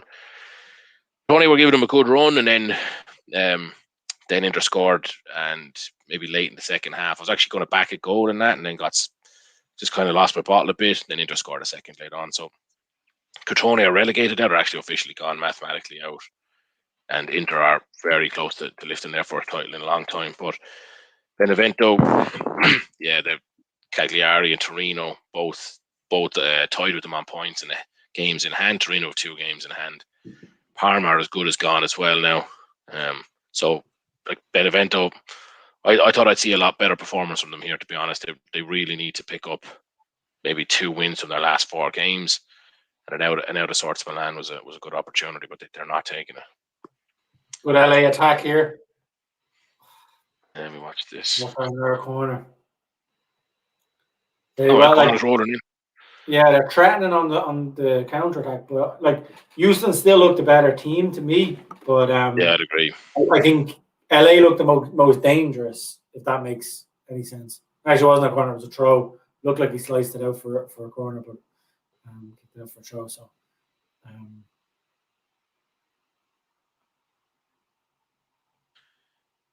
The Everton Villa game still looks like it's pretty end-to-end.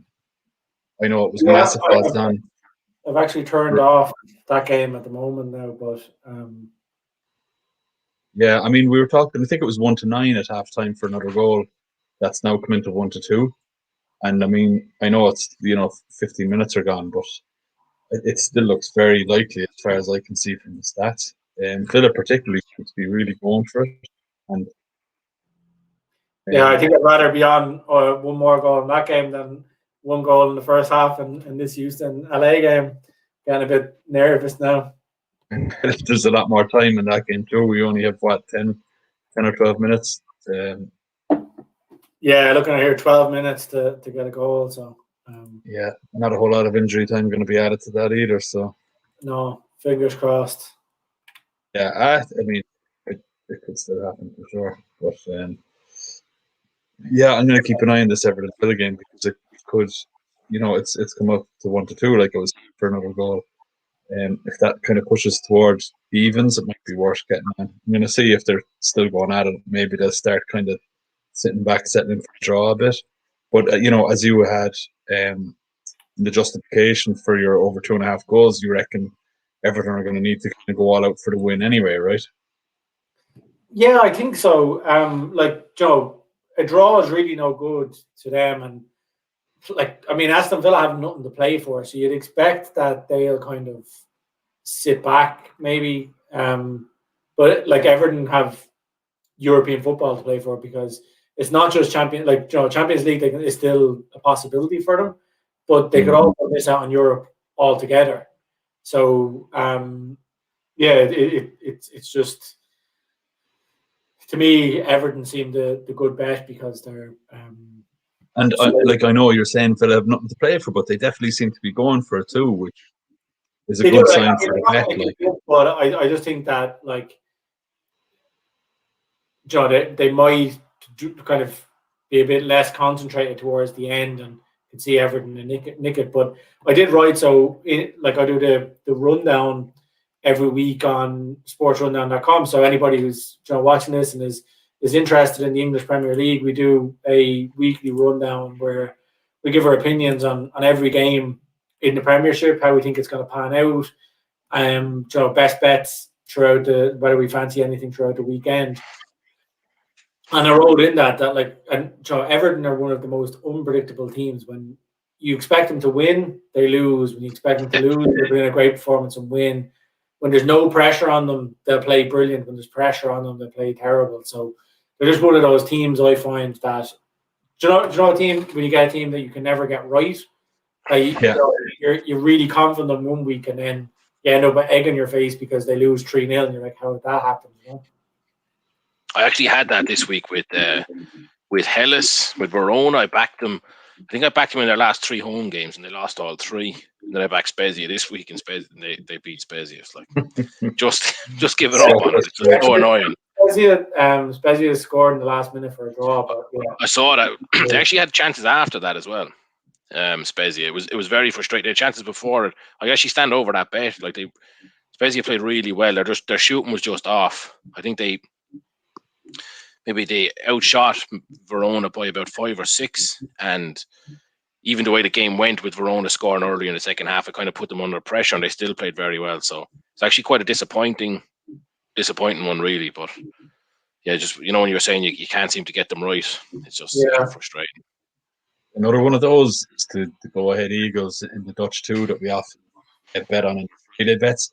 I don't know, is it like I haven't bet on them much for a win, but if I'm looking at stats for other teams, you'd be looking at a team and you'd be like, oh yeah, they've lost 9 of their last 10 away games, and it'd be the go ahead Eagles they beat, and then you'd be looking at another team saying, oh, they won 9 of the last 10 home games, and it was the Eagles that they lost to, and you're just like, they always seem to be the anomaly in a series of form or a pattern in another team's kind of season. They just seem to beat teams that generally win and lose to teams that generally lose, home or away or that sort of thing. Yeah. I'm tempted to do a speculative one here and just do another goal in each of the 4 big European games. So Lille, Nice, Milan, Benevento, which is one that's making me hesitate. Madrid and the Everton games. It's 8-1 for a goal in each of the 4 of those. I feared the Madrid game. They've barely had a chance since I backed them to be winning at halftime. All right, they've had maybe 4 shots off target, but they just haven't been looking great. And I'm pretty sure, they drew 0-0 at home in La Liga in one of their last games as well. That they were, big favourites to win. Let me just double check that stat because I know. I think I actually had a bet on them that game as well. Yeah, they drew 0-0 against Real Betis. We actually watched that at the time, I believe. Yeah, it's a tough one. Just watching, I'd love Benevento to get one back here. Even for their sake, goal difference actually becomes crucial now with them and the 3 teams above them more or less on the same. Or the 2 teams above them more or less on exactly on the same points. So, gone a bit quiet in the LA game, Gary, by the looks of things. Yeah, like Houston, I said you will be disappointed at halftime not to be in front. They've dominated this game, although saying that LA have had the 2 best chances in the game. Mm-hmm. It's a goal kick now for LA after another good attack from Houston, but Houston just don't seem to have that kind of clinical nature in front of goal. So they get to the 18-yard box and then they either try to play an obvious pass or take a shot from the edge of the box that goes miles over. They haven't really been able to create anything that was really, really dangerous. I said, whereas LA have had 2 really good opportunities. So it's a decent game. Joe. Sorry to cut you off, but Benevento should be back in this game. They were breaking down the right. They've had a bit of sustained pressure. They went to break down the right, and I missed who it was. There was a stand-in left back for Milan, and he slipped. They just got in behind, broke to the byline. There was 5 Benevento players if you include the D, there was 5 Benevento players in the box. 3 of them were unmarked. He had a perfect just square ball or whatever, slightly backwards pass to one of the guys running in already in the box. It would have an absolute gimme of a goal. And he tried to get around one more defender and then just fumbled it out over the end line. Absolute. They've just lost their heads here, Benevento.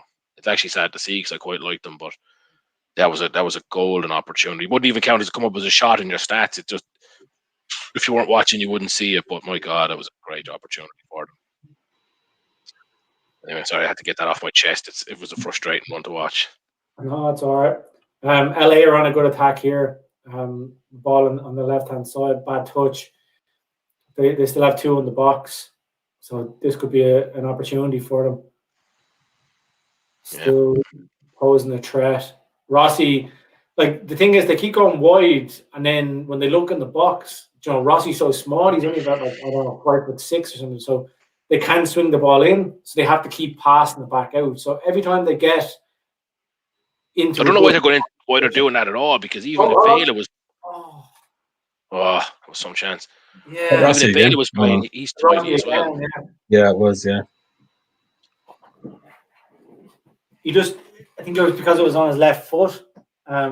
He just couldn't. It was actually a bad touch with his right foot. Madrid have scored, so that's one leg in there of that other one. 9 corners in 40 minutes is some going between these two teams. Yeah, wow. LA putting in a good effort here. Had the ball on the right hand side. There's lots of people in the box because it's just come from a corner. Oh, that's terrible. Could be a counter. Oh, go on. That's a great Lovely ball. ball. How can you not take a touch there? You think like that's actually disgraceful. I know he's done well to hold on to the ball, but like just chest the ball into your own pass, you know? Save with a keeper for another corner. Another corner. It's like they must have all backed the corners themselves. Because That's 10 corners, so the over 9 is done for some release. Benevento are just knocking on the door here. And then down inside is Flagstaff. Mind control. Not sure if we're meant to be here in the Churchill Downs, but we certainly are. And 5-minded Why not? Ibrahimovic is through. Oh, that deserves a goal. Oh, what a piece of skill. And he's eating the head off his counterpart. I put it on a plate for you, he's saying, and I presume whatever language he talks in. You've got to watch this, guys. He runs into the box. He gets kind of smothered. He stops, flicks the ball up onto his foot, like lifts it up over his head into the. Oh my God, that would have been the best assist I've ever seen in football had it gone in. And he is so unhappy with his teammate here. Oh wow! Did you see that chance that Rossi missed? Yeah, that is actually going to come back and destroy my evening. Yeah, that's great. Not riding on that now. Yeah, we really did. This is just I could see these guys falling out after this match, after that miss, to be quite honest about it. It's just so bad. Good chance there from the corner, but nothing came of it. I think it's going to be a 0-0 draw at half time here, but I don't know how. Rossi should have a hat trick, like. Yeah, that 14-1 for him to score twice isn't looking brilliant now. I mean, it should be in already. He's getting the chances, like, but. Yeah, coughing up a few too many though. Yeah. I wonder what odds he is now. Would you nearly double down on it? Just absolutely chase him for round 2 in the second half. He's 25-1. Jesus. 2 shots for 2 goals. 2 goals, yeah. It's tempting. I mean, it depends what way you look at it. Like Gary's saying, he's getting the chances, so you would expect him to still continue to get a few more in the second half. But the fact that he hasn't scored any yet, an indication that he's not going to actually finish 2 of them. But there's just such bad finishing in this game. Like it's not even bad finishing; it's bad lack of composure. Do you know that way? So annoying. Both teams are getting into really good positions, and just the lack of composure is costing them.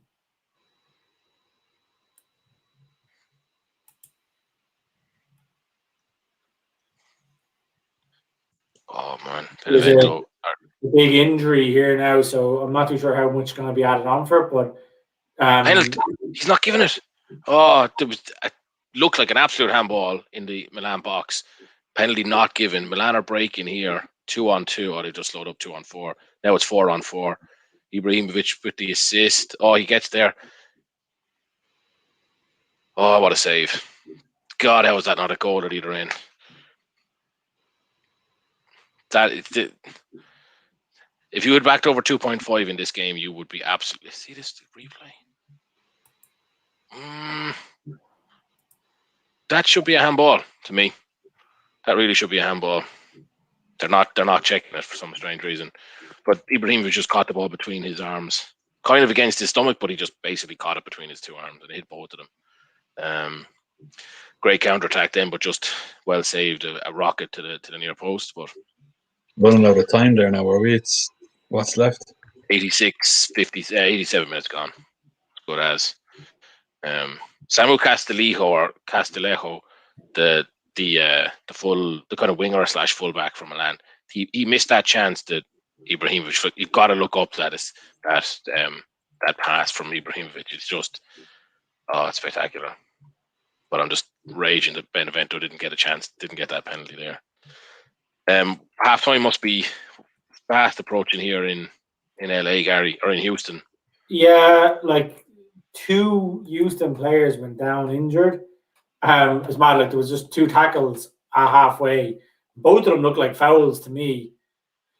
The ref didn't really do anything about it. I think he might have given one of the fouls, but it could have been yellow cards as well, and they weren't given. But there was only 2 minutes added on, so it's probably going to be blown up now in a second, which is unfortunate for our bet. So we need to decide whether we're going to reload or leave well enough till next week. Side over halftime. Was it?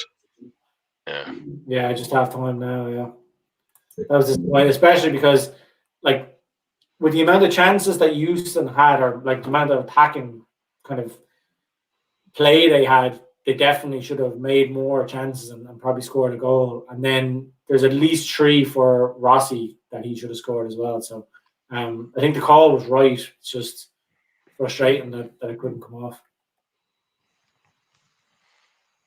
Yeah.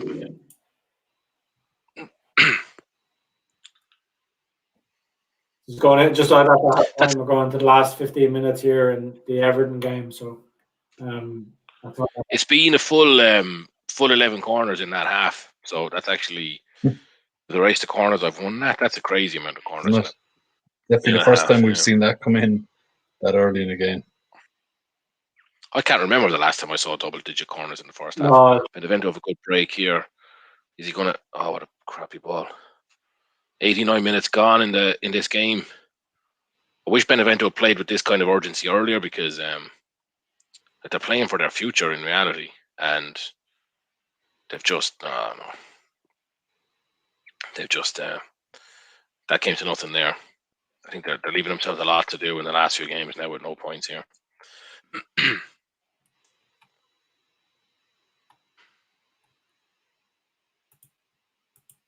Yeah, it is officially halftime. Yeah, it's halftime there. The Montreal game is still 0-0 with about 20 minutes left to go.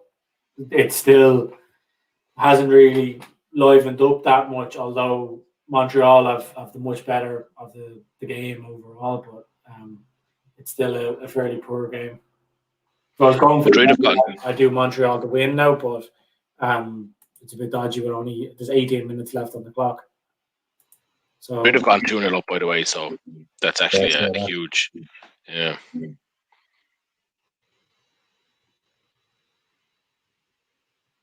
You have Real. Sorry, say that again, Gary. Was it Real? You said, yeah. Yeah, sorry, yeah. Real Madrid gone 2-0 up there. 5 minutes added on here now in the Milan game. Not enough for an equaliser, obviously, but maybe just enough for another goal, or even the both teams to score.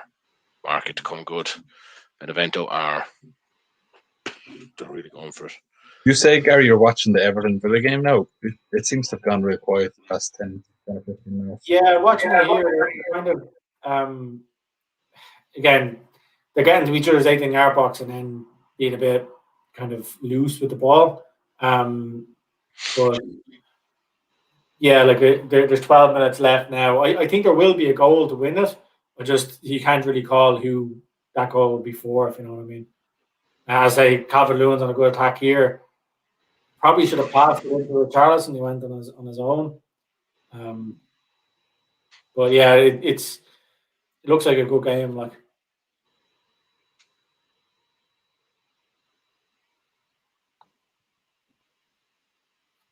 so I'm tempted to make an executive decision and reload on Montreal at 13-5, even though there's only 17 minutes left in the game. They look to be on top. Watching it here, Columbus Crew look a bit toothless going forward. Montreal, they've been on fire going forward in recent weeks. They've had 9 shots, 2 on target, to Columbus's 2 shots and 1 on target. Kind of tempted me in with the 13-5, but obviously with only just over 15 minutes left, it's a bit of a risky one. Yeah, are you looking at that Villa Everton game, Gar? Yeah, Aston Villa have just gone 2-1 up. Yeah, I just saw that. Yeah,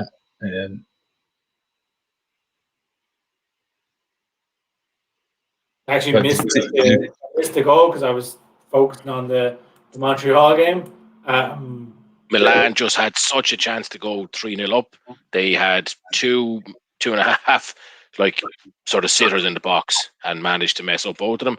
Again, it was a mix-up between Ibrahimovic and Castillejo. He had Ibrahimovic sort of left the ball for him and he didn't do anything with it. And he is very unhappy with his teammate here. So he's getting booked now for his kind of a late kick out.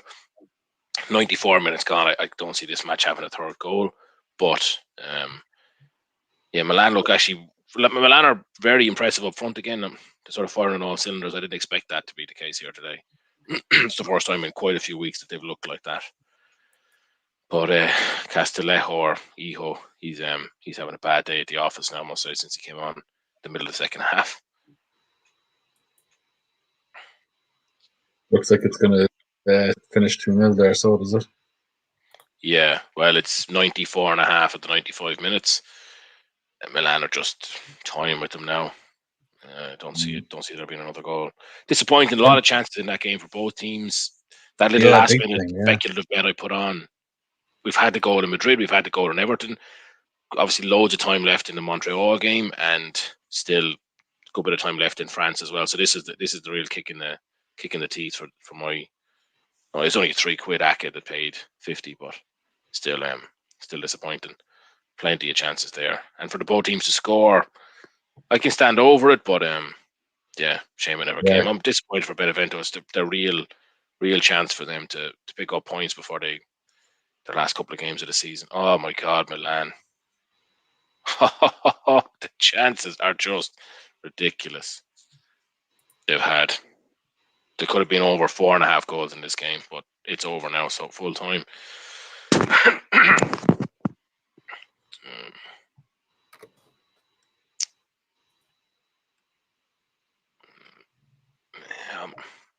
Disappointing for the Friday Aka, given the Everton game came in with the over 2.5 goals. Yeah, big time. But in some ways, because I've the Dynamo LAFC game for over 2.5 and both teams to score, I'm glad it won't be letting us down. If Benevento had scored there'd be a lot riding on my yeah, definitely pressure off a bit. There's part of me that thinks that this Houston LAFC game could actually have quite a few goals in the second half. I'm not sure what your thoughts are, Gary. You watch it a bit more closely than I did. Yeah, as I said, Rossi should have had a hat-trick in the first half, and if Houston were a bit more creative or a bit more composed, they probably could have got a couple, but they didn't really create much, that way, which would be the worry. But again, I'd be interested to see what over 1.5 in the game is. I don't know whether it's contracted. I think that could be a decent bet. Over 1.5 is, let me tell you now, I should have it up here, is 8-11 for over 1.5, 12-5 for 2.5, and a measly 1-6 for a single goal. So not much to pick out. 7-1 for over 3.5. It wouldn't surprise me if there was over 3.5 goals in this game, if I'm honest, but I'm not going to back that. But you'd need one in the first 5 or 10 minutes anyway. You'd need something to kind of spark that into life a bit. Yeah, I can see we've got quite a few viewers across the various platforms. What are you? If you're watching the Houston LAFC game, let us know what your thoughts are, what you might choose in play, or what your predictions are for the second half. Even if you're not gonna bet anything, let us know what your thoughts are. I personally think, yeah, it could be a couple of goals. I'm going to stick with my LAFC call. I think 2-1 LA is my shout for the end of the match. Maybe a bit of pressure on Houston. If they go with 1 goal down, it might force them to actually start playing a bit. Like you said, Gary, lacking a bit of that creativity. If Diego Rossi can find his shooting boots at halftime, could be a good second half for the LA. Yeah, definitely. The Montreal game here, Montreal are like so far on top, but they're just running out of time now. So like I think they're the likely winners. They're about 3-1, but they might just run out of time. They had a goal out scramble there a couple of minutes ago where 3 or 4 players had a shot in the box, but each time a Columbus Crew body just got in front of it. So it was just like ricochets and scrambling in the box. That's probably going to be their best chance, but they're definitely on top. And if you are looking for a speculative punt in the next couple of minutes, it's 10 minutes left in that game. Montreal, I said they're 10-3 at the minute, so just over 3-1. I said they've had another glorious chance there, and the defender has just kicked it out for a corner. But if he hadn't got his foot to it, there was going to be a tap in. So he kind of hit it over the bar from his own 6-yard box, but the striker was behind him just to tap it in if he hadn't missed it. So I said Montreal definitely are on top and look the most likely winners. You're on mute there. Oh, apologies, I pulled the Gary on that one. Maybe a goal is the shout in that game. If they're going to start pushing for it, it's 6-4 for the goal. Still a bit tight maybe for just 10 minutes, but yeah, I've been watching it for the last 10 minutes and I haven't seen Columbus Crew have an attack really. Right. All Montreal. Now, I said that probably, there's a corner here. Columbus Crew could break and score, but that's what I'm thinking. Montreal is such a good price because they've just been camped in the Columbus Crew half. Yeah, 7-2 is good, actually, really, isn't it? When you say it like that. Yeah, like I'm not saying lump on, but a speculative couple of quid on it wouldn't be the worst shout. Yeah. Victor Wanyama here is having a rant at the referee because he gave a soft free out. It's 6-5, like I said, for a goal. It's 13-8 for Montreal or Columbus Crew double chance. So that's actually not a bad kind of increase on that. Yeah, you think if there was 1 goal, that's going to be the winner, Yeah, exactly. Yeah. Interesting approach to it, anyway. I might just watch that one and see. We can come back to that approach over time. I'm not certainly going to dive into it right now. Yeah, Montreal, as I said, they're so dominant in this game. It's hard to see them not score, and even just as a kind of a neutral, you just want them to score because they've been so good in the game. Yeah. I get you. How's the Kentucky Derby looking, Gary? Not very well now. The other 2 I've lost. I was down to just the big one now in terms of my tips. The last one actually got a really, really bad ride. He was hung out at the back, like he was in last position all the way around, and then instead on in about 5th place. But if he had been ridden a bit closer to the pace, he could have maybe challenged, but he never really had a chance where he was positioned in the field. And it was a good bit of money for him because I put him up last night at 10-1. I think he went off 6-1. So it wasn't the only one who fancied him, but you knew from kind of halfway that the money was kind of gone. Yeah. So Montreal have another corner here now, so hopefully they can make this one count. 7 minutes left in the game. But then, they've been, for the last 15 minutes, they've just been camped in the Columbus Crew half, and they've been creating chances without getting clear-cut chances. So all I need is 1 break of the ball, I think.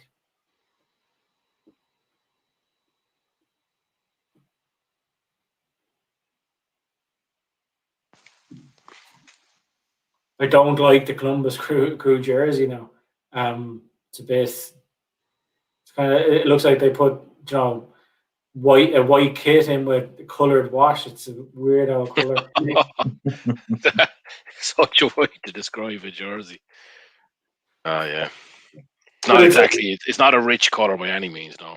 Yeah, like it's not salmon. It's not off white. It's just I don't know, some kind of weird beigey color. Yeah, I don't get it now. If you're watching in and you're a Columbus fan, apologies, but I don't like the jersey, especially with the yellow shorts. It's just like, who came up with that kit combination? Body. Right. I'm not sure where we're going to go with the kind of. I know you were talking about reloading, Gary. I mean, obviously the time is evaporating in that game, and we haven't done it yet, so it's probably not going to happen. I'm not sure what we would do with the second half here. Like what we could. I think there's going to be goals in it. Oh. I must be ahead of you, Gary. Am I? Yeah. Oh. It might be. Is it? It looks like it's offside. Yeah, it's but he's not celebrating the Columbus Crew striker anyway, so I think it's offside. Did you miss that? That would have been an absolute travesty. Although it's not. I think he's onside. He's definitely onside. Oh no, he's off. Yeah, he's just off. So like it was a great bit of play to take it around the keeper and finish, but was that Bradley Wright Phillips? Is it? Yeah. So my actually the concept of the delay the draw basically instead of back in the goal looks like a good opportunity there. You know. Yeah, you're down to 4 minutes though, so I wouldn't do it now. No, but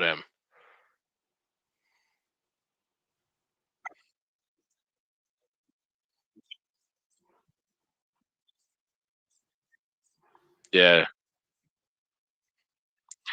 Just on a different note, I'm not sure if you're watching the Kentucky Derby, Gary. They're doing a cocktail tasting moment here. No, there's a Woodford Reserve bourbon cocktail.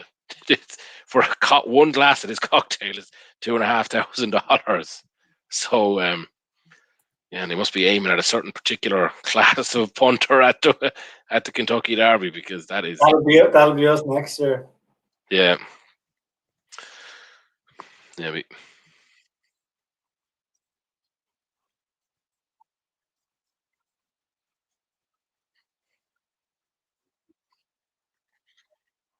a good point, actually, Slats. Yeah, that's actually a good point.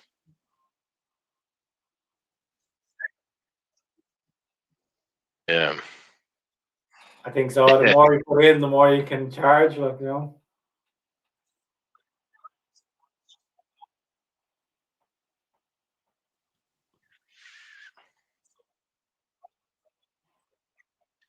Oh yeah. Well, that's your job.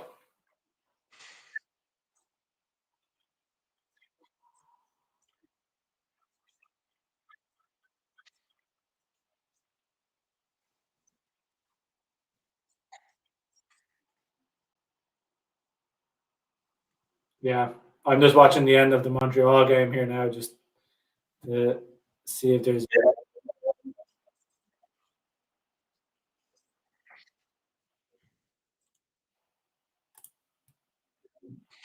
So apologies to our viewers. I've just realised we lost David there temporarily, and he was giving you a quick update on the head-to-head, but I'm not sure if anyone who's actually watching the stream would have caught that. So Stats, you said you're going to keep an eye on the first 5 minutes of this half in great detail for us. Well, mainly for the corners bet as part of the head-to-head. You have a corner between 45 and 50 minutes. So, yeah, keep an eye out for that. Yep.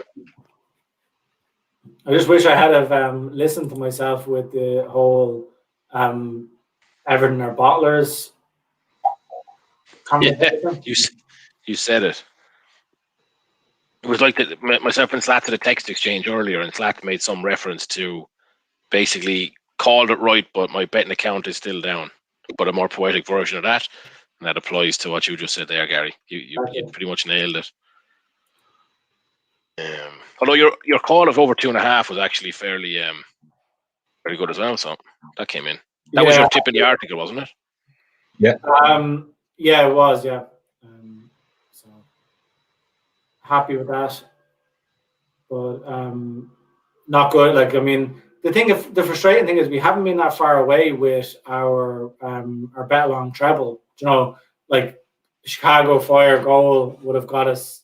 You know, now we'd be just waiting on the last leg. So it's frustrating that they couldn't get that goal. I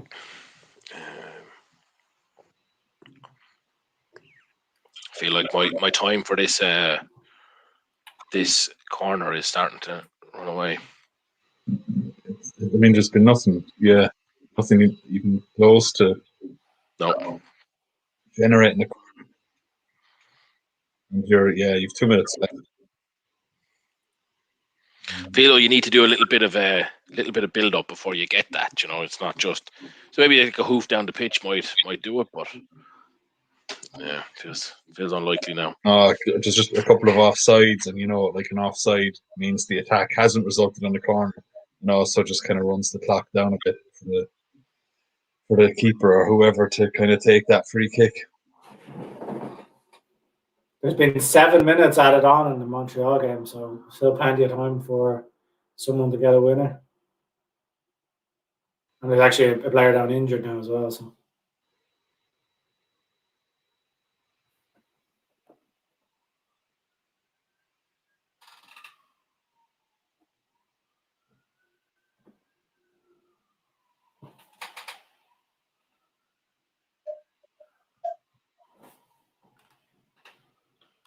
Only 40 seconds left there. I don't see it.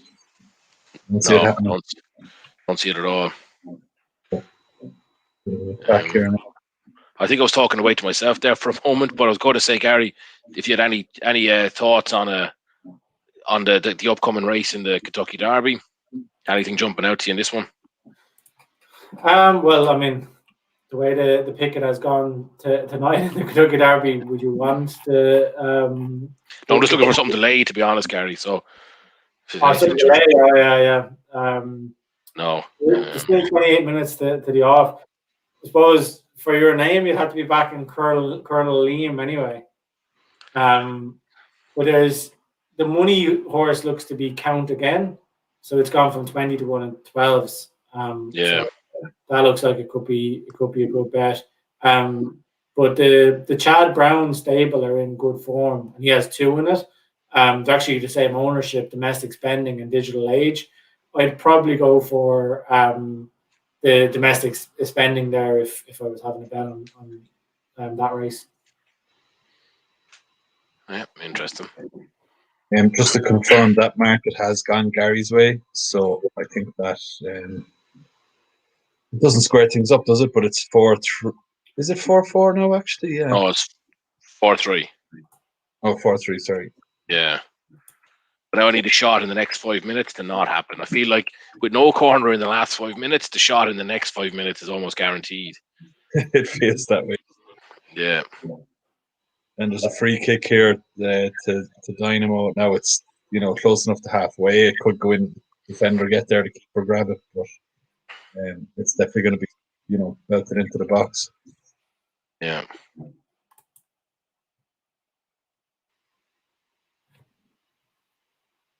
God, Montreal have had another great chance there. I can't believe they haven't scored.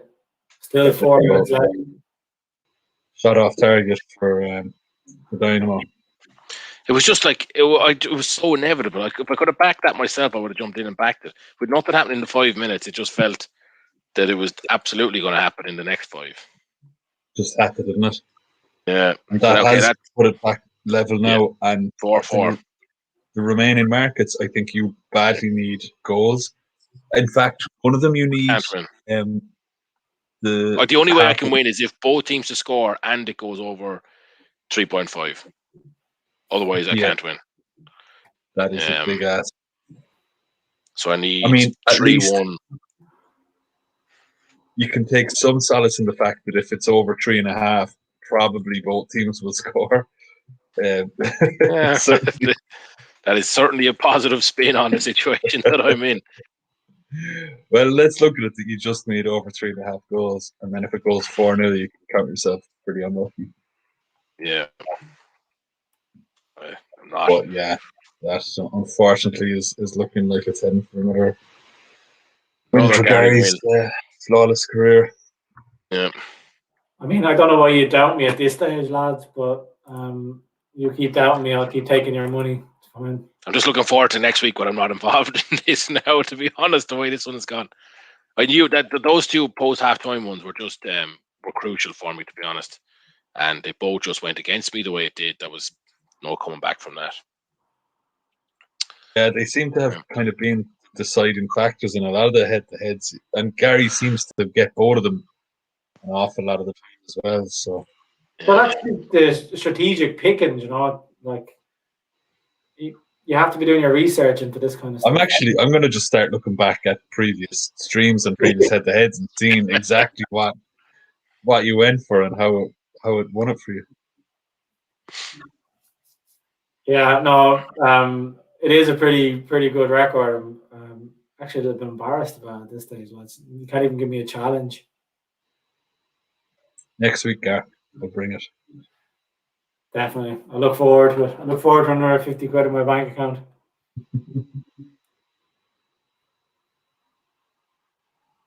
It's the shame of losing to you regularly that is hurting me more than the 50 quid. Yeah.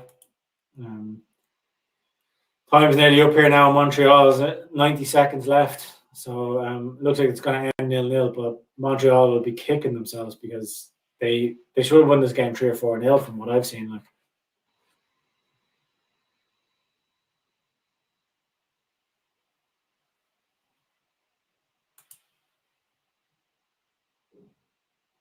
How's the Houston game going? So that's any bets sticking out for you? Do you think there'll be goals in the second half? Or I mean, actually, just as you said, LAFC have scored. So, I mean, it's still early enough that could open things up. Yeah,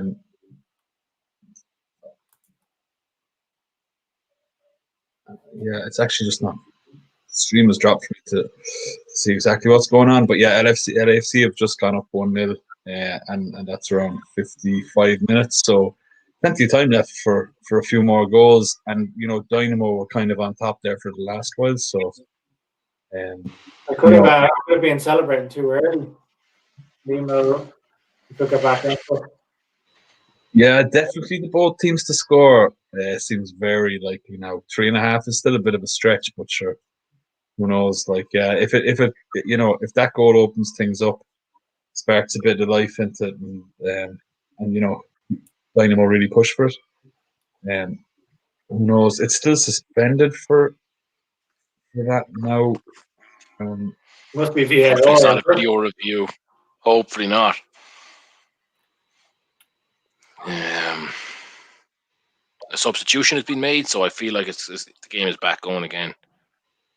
Yeah, I think it's good. Yeah, I think the 1-0 is going to stand. I'd say the game hasn't kicked off yet. I'd say that's all that's happening.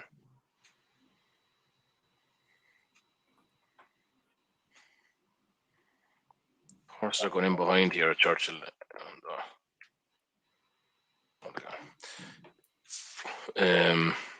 Yeah, I just think 40 minutes left or 35 minutes left.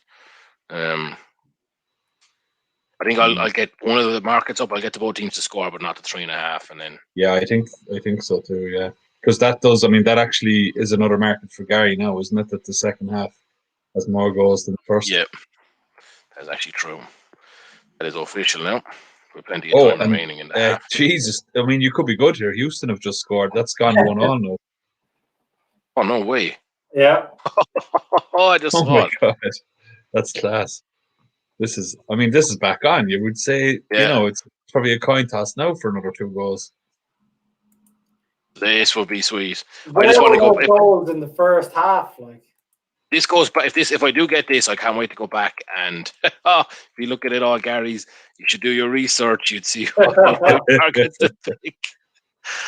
Oh yeah. Oh my God, I shouldn't have started. I'd love to know how many games have goals like directly after the other goal, but it seems to be Well, there's Seems to be cool. cliche of you're the most likely to dangerous concede part, after the score. yeah. So It's like soft enough defense there, doesn't it? I mean, pretty straightforward. All Yeah, across the box. that just to me is not concentration, which is probably where that old adage comes from. Yeah, exactly. I'm actually happy because I think Houston deserved to win the game, so I'm happy they're back in it. I'm just trying to see odds on this to see.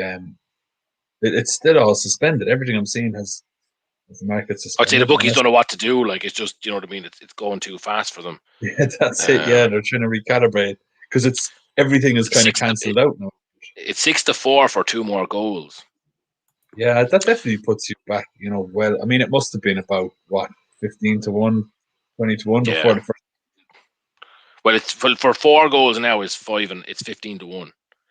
So, it probably would have been about that beforehand as well. Maybe the goals have kind of boosted the likelihood of goals in the bookies' eyes. So yeah, probably would have been about 20-1.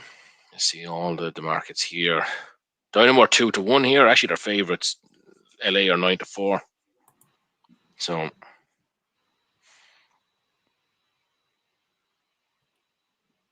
yeah, that's probably a fair enough reflection on how we get so far. But it's a bit of a swing. Like LA they weren't odds on or anything, but they were favourites to win, weren't they, before kickoff? Yeah. No. Houston were slight favourites, but like. Oh, were they? I think 8-5 versus 15-8 or something like that. Very kind of. Well, it was close in the market, yeah. Yeah.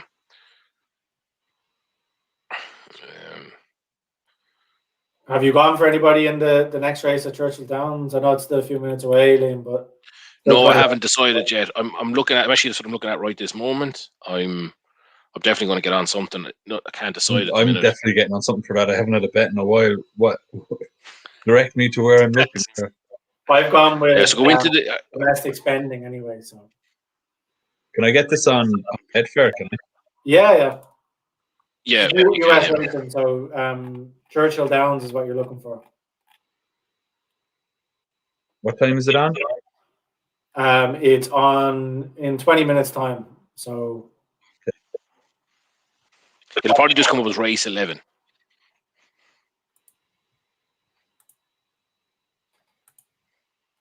I'm actually looking to. I think I'm going to double the horse with Houston. So nice. 22-1 double. So yeah, I'm going to do that.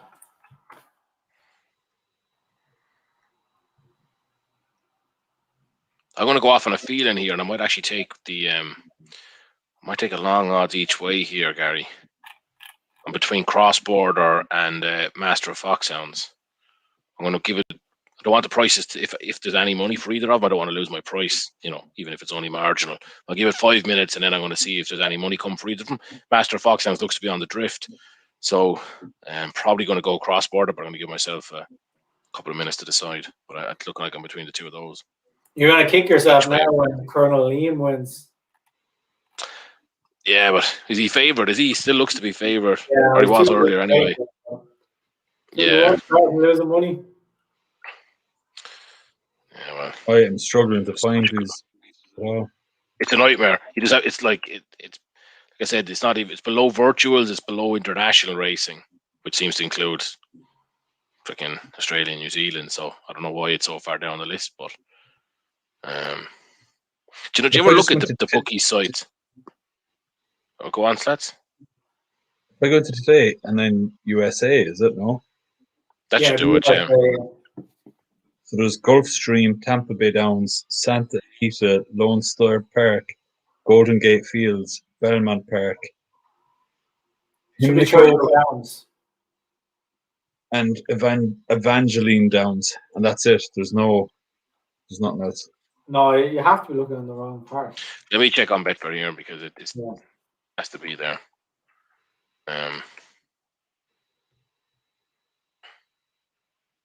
Actually, I'd like to go to Santa Anita as well one of these years. I was there. It's brilliant. I was there for the British Cup. It's unbelievable. You're right, those lads. They haven't got it on. Yeah, I didn't think it was just. They haven't got it on Betfair, which is unbelievable. I can't believe that. That's so bizarre. There must be a reason for that. I don't know, it's mate. Do you want to bet on it? We can do a bet for you anyway. So. Yeah, I'll see. Yeah. If you go on to Bet365, and you'll find it there, buried at the bottom of there, hidden away at the end of their racing. That's very strange. Why that's not on the Betfair site. Yeah, definitely. Let me check the exchange. I've actually never seen that before. Because this isn't a run of the mill meeting. It's like a really high profile meeting. But they have all the run of the mill ones as well, which is even stranger. They had none of the Euros. Sometimes you see that with the Australian stuff. It's kind of separated out for whatever reason. For tax reasons, obviously, but they don't include it in there. Anyway, for anyone who's watching who's got their eye on the football, it's all on a bit quiet in the LA game, so that's why we're talking about this other stuff. Yeah, but I'm still watching the LA game here. LA are actually starting to dominate a bit now. A lot of the ball, they're just passing it around. There's actually a good chance here. I could save. Was a nice save, actually. Yeah. So gonna go out for a goal kick now. Corner, is it? Oh, kept in. Well, yeah. They've lost it. Oh, that was backfired, keeping it in. Oh no, that's gone there. Bit of a scrappy few minutes there in the game. So hopefully Houston can score because I've got that double. I'm going for the greed. So. Right, does it not seem a bit mad to be going for anything other than Colonel Liam, or is it just that these two odds are too narrow to be going at him? No, he is the most likely winner, but he's also a favourite. So, even the fact that he's had 2 runs this season, where a lot of the other ones haven't had a run, he's going to have fitness on his side and things. But I think it's a little bit short, considering that it's such a big field, and this is everybody wants to have a winner on Kentucky Derby night. So he was in it. It was in as low as 13-8 as well. That's the other thing for me. To me, it just looks like there's been a lot of money for it. It's the favorite in a big race, and now like you say, Gary, it's the only one or one of a few that have been ran already. So people will be familiar with the name. They'll have seen him, back them in, and now we're starting to drift again. So I think there's a bit of value elsewhere. That's why I'm kind of avoiding them. The other one that stood out to me, I won't be backing it, but Ivor, he's 13-2 now. That's kind of catching my eye, but I think I'm going to go with cross border when the time comes. Border 33-1. Jesus, that'll be a nice one. It's actually the widest odds of any of the horses available there, is it? Yeah. Do you ever? The thing with Bet365, you don't get them in market order, you get them in number order. Number order. Yeah. You can change that preference, up in the left-hand corner. Yeah. Yeah. I should ask you that offline and not live on the internet. But to be fair, I don't use Bet365 for horse racing at all, so I'm an absolute beginner at the page I'm currently looking at. So look.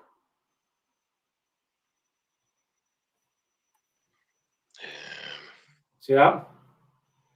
Yeah, got it. What about just a good chance here? Forecast on this. Not a bad shout. What are you thinking?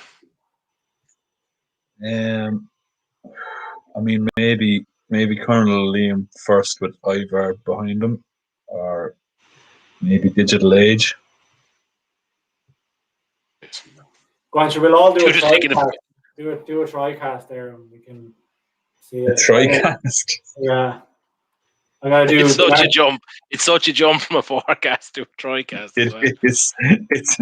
It's a massive leap from a forecast. There seems to be some possibility, especially if you have the favourite involved. You're really looking for one horse to finish either side of the favourite. It's a good chance here for Houston, is it? Oh, he just lost that ball. He got I've done a try there for domestic spending to beat Colonel Liam and count again to be third.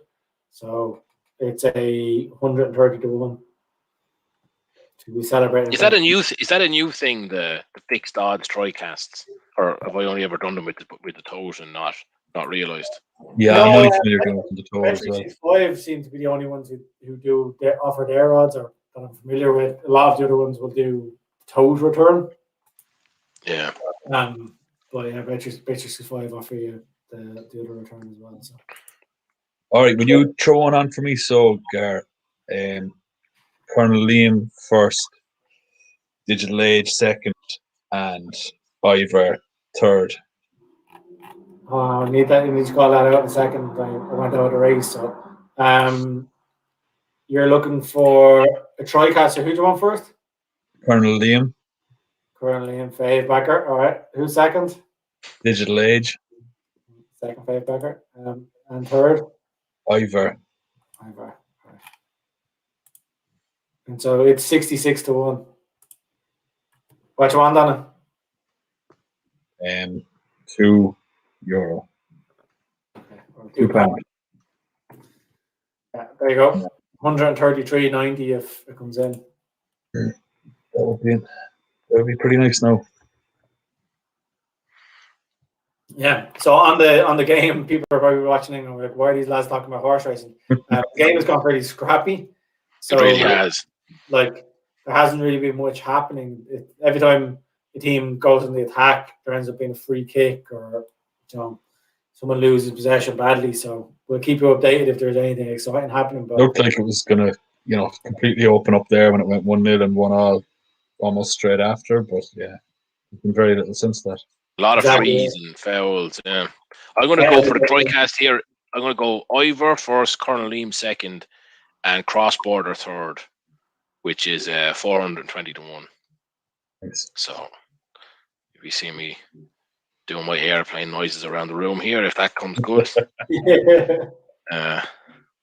Houston are making a couple of changes here. They're going for it. I can see this being 2-1. I can't see it going 2-0 or 3-1. So I'm going to concede, Gary. I'm going to give you the over 3.5 goals. You're getting the under there. That's a win. I just don't see it coming. No, I'm not going to speak too soon now because it's starting to be confident. No. We'll get the celebrations up on screen. Congratulations, Gary. Another winner under the belt. Let's mark that up now. I feel like you're trying to force a jinx on top of him by pushing it so early. 20 minutes to go. Congratulations. That's what we're saying. Yep. A few more comments on YouTube saying, well done, Gary. Well done, Gary. So obviously the consensus is you've won. It's a good attack for Houston. Yeah. He's going to go for it. That's it. Just get there. He got there. He got it. But they seem to be they seem to get into a decent position and then play a stupid pass. If he gets through him here, what a damn squib of an end. Yeah. 20 minutes left for someone to get a winner, though. Would you call a winner in this one, guys? One way or the other? I mean, I think it's a flip of a coin, to be honest. I'd like Houston to win it because I think they deserve it, but I don't think I could call a winner with any confidence. LA do look the most clinical. So I think 20 minutes left, one of the teams will get a chance to score, a good chance to score. If it falls to LA, I think they'll take it. Don't know whether Houston are clinical enough to do it though. Yeah. There's actually Katie Taylor. On a different note, Katie Taylor is fighting at the minute. Not sure if either of you are watching that. I'm not watching it, but I saw she was fighting. She's like 1-7 or something like that. Oh, she's 1-50 now. She must be given the first 3. But round 4 is going to start any moment. So I think she must have got those 3 under her belt. No pun intended. So yeah, seems a foregone conclusion. She's some woman out, Katie. I looked at the odds there, and she's like, she's drifting now. She's 1-25, but To win by knockout, TKO, or disqualification is 7-2. Decision or technical decision is 1-4. Wouldn't know So- enough to go near any of those odds. I mean, obviously, you fancy her to win, but she seems to win some fights by TKO or more. That the opponent kind of throws in the towel more than that they're actually. Yeah, I'm looking here. There must be something. I must be misunderstanding these markets because there's round betting. Is it to win in a particular round? Yeah, or to win that round? Yeah, that's to win in a particular round. Yeah. And she's like, to win in any particular round, like the lowest she is 16-1. Just seems very, very high. How many rounds are there? Her record of knockouts, I don't think is 10. 10 rounds, is it? Okay. Yeah, but if she's 40-1 in the next round, then 25, 18, 16, 18. Just seems like a big old jump up on the 1-25 available for the 1-40 again now for the win. So anyway. Yeah, I think that's, as I said, it's all down to the fact that historically, she generally doesn't. Yeah, she wouldn't be knocking people out. Like. Yeah.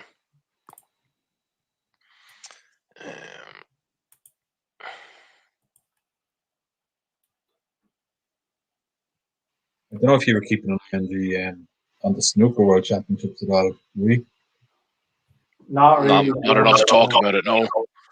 Yeah, no. I just had a bit of the Selby semi-final on there in the background. It was one of those, like the final. It was up to 17 or best of 33, and it was 16-15 to Selby and against Bingham, and it was one of those frames where like there was only about 12 points between them, and they were down to the colours, and it was kind of playing safety shots and snookers in around the. I think the yellow was potted, so it was just the 5 balls left on the table with the white, and what you call him.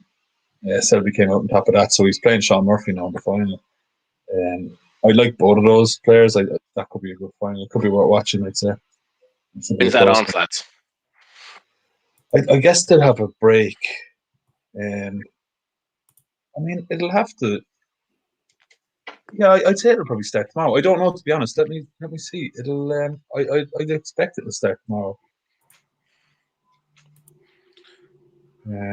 While you're looking at that, Gary, what do you make of that foul/tackle in the Houston Los Angeles game? Seems to be kind of much ado about nothing. Yeah, it didn't look much in it, but to be honest, I was looking down here at the Kentucky Derby. They're just gone up to the gates now. So actually, right. Speaking of, I'm gonna put a bet on here. I'm gonna do another goal in the Los Angeles game. It's just about hitting even money. It's went 4-5, 5-6. I was back to 4-5 now. I'm going to give that another 2 or 3 minutes to drift, and then I'm going to lump on one more goal. it's a dangerous play, is it? Yeah, it is. I fancy it though. Looking at the second half, there's been plenty of opportunities, and plenty of half opportunities, even if you exclude the 2 quick-fire goals. Neither of them look to be settling for the draw. So, yeah, it does feel that there's going to be another goal. I do get that feeling as well, yeah. Yeah, and the fact that it could go either way. Neither team are just sitting back trying to play for the draws. So, oh my God. Yes, brave goalkeeping there. Yeah. Well out of his box. Yeah. 10-11 now, so I'm going for that. It's close enough to evens for me. So, the keeper coming out there, what looked like a decent chance for Dynamo, and now it's LAFC just swinging back on the attack themselves. Get this on. Right, yeah, I'm on that at 10-11.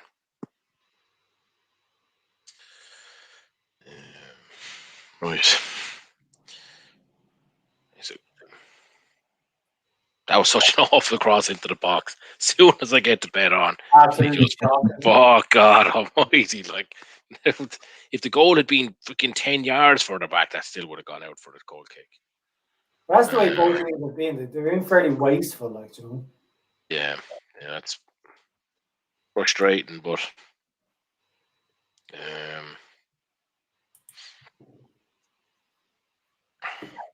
So what's there? 13 minutes left, probably 2 or 3 minutes. You're probably looking at about 15, 16 minutes left to get a goal. I really hope it's Houston anyway. Although Houston seem to be kind of tired. I know they're on the attack here, but they've looked a bit tired going forward. Oh, where did that go? It'll go blocked there. Yeah. Free kick. Offside, I presume. Yeah. No, I think there's a free kick for the tackle. Was it for the header? Oh, maybe it was. Sorry, I didn't actually see it clearly enough. I just saw the referee with his hands out. I assumed he was indicating offside, but maybe something else. This Torres race is starting. Yeah, my stream here is my 100% legitimate internet television box is probably a bit behind you guys, so we'll either dedicate a particular watcher and commentator. Maybe Gary can give us a run of commentary. Yeah, it's just off there. It's annoying because I have it on a bigger screen here, but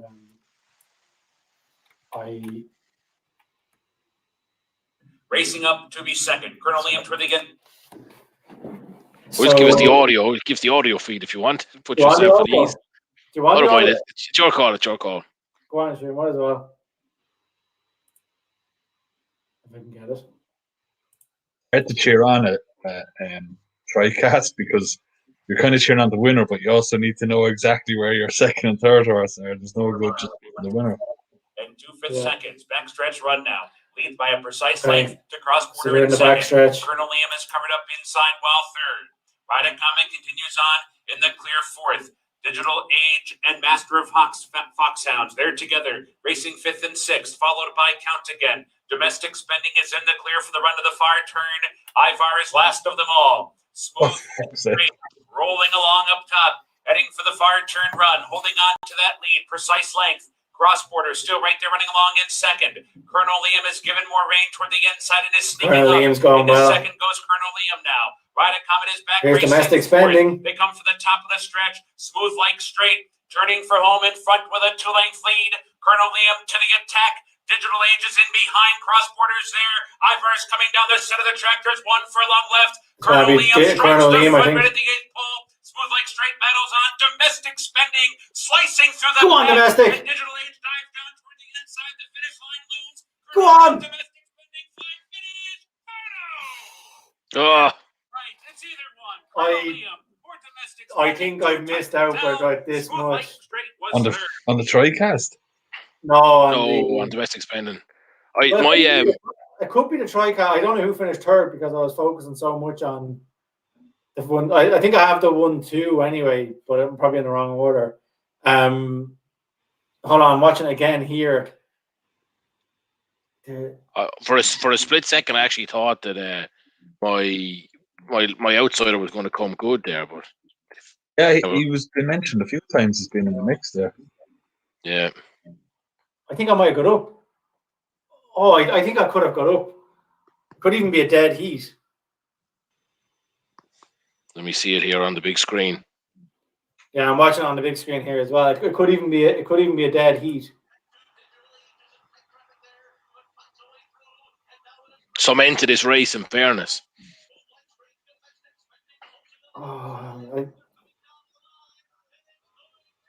The camera has gone to Colonel Liam. That usually means they think that Colonel Liam, like that when they go to the camera goes something, they think they've got it. But now it's panning on both of them, which means. Do you know what? Looking at that from the angle I saw it there, I think Domestic Spending got that. Domestic Spending is the like. Hold on, they're slowing it down here.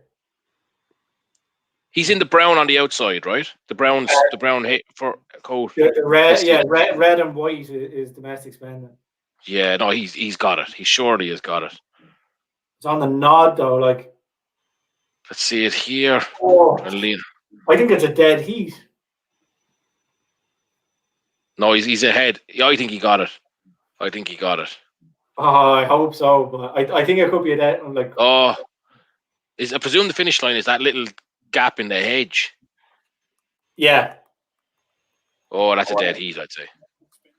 He can't have lost it. I just don't see how Domestic Spending didn't win that. That's how I'll say it. Yeah, like, I mean, I don't know. Like, no, everybody's confused here. This is mad. The umpires are in there. What are they saying? I don't know. Like, yeah, it's they're waiting on the photo. That was on.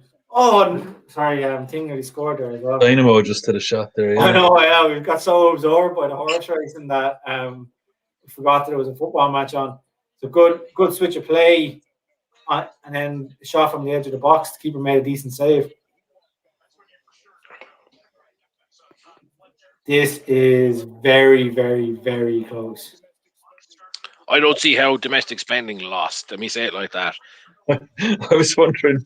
I was like, you said it a minute ago. You said, I don't see how he didn't win. Let me say it like that. And I was like, that's just the same as saying that you think he won. But yeah, Look at that's a dead heat. It has to be a dead heat. It looks like it looks like a dead heat. So what, you get paid out? The camera's on domestic spending. You get paid out at half the odds, is it? Yeah, so it's half your stake at the full odds technically, but that just matters for it. Like, it works out the same in terms of the profit, but you want to get half your stake back, if you know what I mean. Back, so yeah, I get you. You want to get 25 back as your stake, kind of thing. So they still haven't called it here. That was a great race, but like, yeah, that was actually spectacular. Domestic spending doesn't win this race. Like, oh god, I'd be kicking myself because he ran into trouble as well. But he just, even in commentary, they said he sluiced through the field and then stayed on. How does, if you've a dead heat and a tri-cast, same thing, they pay out a fraction of both ways, basically. I'd say it's half, be half of the... Have you had a look, because you had those as 1 and 2 in your tri-cast, didn't you? So have you looked at who's third? I've seen the replay about 10 times and I still don't know who finished third. Number 7, but I don't know the name of number 7, so if anyone wants to check that out... Number 7 was smooth like straight. None of us had him. Smooth like straight, yeah. Yeah, I think that's a shame. That'd be unreal to be waiting on the tri-cast, you know, whether it's a dead heat or whether you won it or lost it, you know. I think I went with Ivar as being the third leg. If we hadn't been greedy and gone with the tri-cast instead of the forecast. And we talked about it at the time as well. This just for anyone watching, this Houston Los Angeles game is gone for me anyway. I don't see there being 2 goals. Don't even see there being 1 goal. I regret my bet now, big time. One thing I was going to say about it is, like, we were amazed that there had been 11 corners in the first half, and what's almost equally amazing is that there hasn't been a single corner in the second half. It's still 11 corners in total. Wow. Such a swing, like, I mean, 11 corners in a half is amazing, but then... You know, we've seen it with goals so many times. We've talked about it in other bets, in other contexts. Like, you know, you see games that have got 4 or 5 goals at half-time. You can nearly just write off the goals in the second half. Maybe there's 1, but probably there's none in reality. You know, but the odds, you get great odds on that. You know, maybe with corners. I'd love to know. I didn't think to check it. I'd love to know here's the first corner of the half now. But I'd love to know what the even money corners line moved to at halftime. Yeah, exactly. I was thinking that because it must. I'd say 17 or 18 would have been the. Does it increase? Say if it was 10.5, then does it go up to just 16.5 because they expect 5.5 more in the second half? Yeah, or I does think it increase because there was so many in the first half? No, it's a dead heat. It's being called a dead heat. Wow. Yeah. As your question starts, no, I've seen it before. They move up, like there'll be an expectation for each team, and there'll be an expectation for each half, and those don't really change even if something came before it. So just because you managed to get some corners earlier in the game, the expectation is a corner per minute, basically. It won't change in the second half. Red cards might, but generally it doesn't change. So, tough break there, Gary, with the dead heat, and the good call, though. Certainly good call for whatever that was, 6th, 7th in the market. Like, because the thing is, he got in front, like, the 1 nod before the line, and then was the nod back. So, like, you can't be too aggro because, like, that was the only point he was in front, was about a centimetre before the line. But but the only place he wasn't in front was the line. For about a metre before and after, he was definitely ahead. So that was, but like, those races are just what you watch horse racing for. Like, that was class. Yeah. It's I'm actually unique already. I as know well. it's still loads of time, but I can't wait for the next race now. To be honest. That's it. Yeah. Well, I think the next race is the big one. Yeah, but it's a good while away as well, if I remember. Yeah, it'll be like half an hour, 40 minutes away, I'd say. They have to give us time to calm down after this.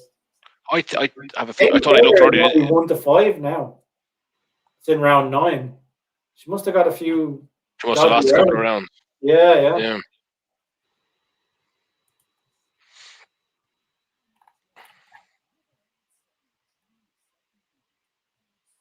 Actually, the next race isn't until an hour and 20 minutes. It's a good while away. I don't think we'll What'd you say, Gary? I said the next race isn't for an hour and 20 minutes, it seems. Yeah, no, I thought there was a big gap when I looked at the card earlier. Like, yeah, that's what it is there. Strange kind of thing to put on, that kind of gap, but whatever. There they go. Crowd are hopping anyway in Houston. Hello. That's the LA fans, I think. Yeah, I was going to say, I think it's the away crowd there, celebrating away or dancing away. Love Houston to get one in here now. Oh, yeah, it'd be nice.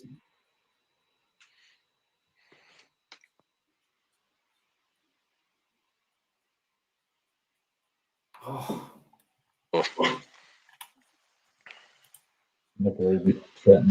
As we're nearing the end of the show, well, any bets for the remainder of the weekend, or any matches that you're going to watch, even if not going to be bet matches, anything that stands out for you, something to look forward to maybe?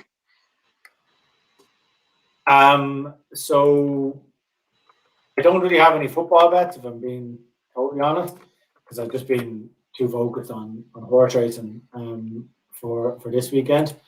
And there's a couple of horses that stick out tomorrow. So like today was the 2,000 guineas, tomorrow was the 1,000 guineas. So the 2,000 is for the male horses, and the 1,000 is for the female horses. So there's a 2-1 favorite in it that probably will win. But there's one that I like, and it is called.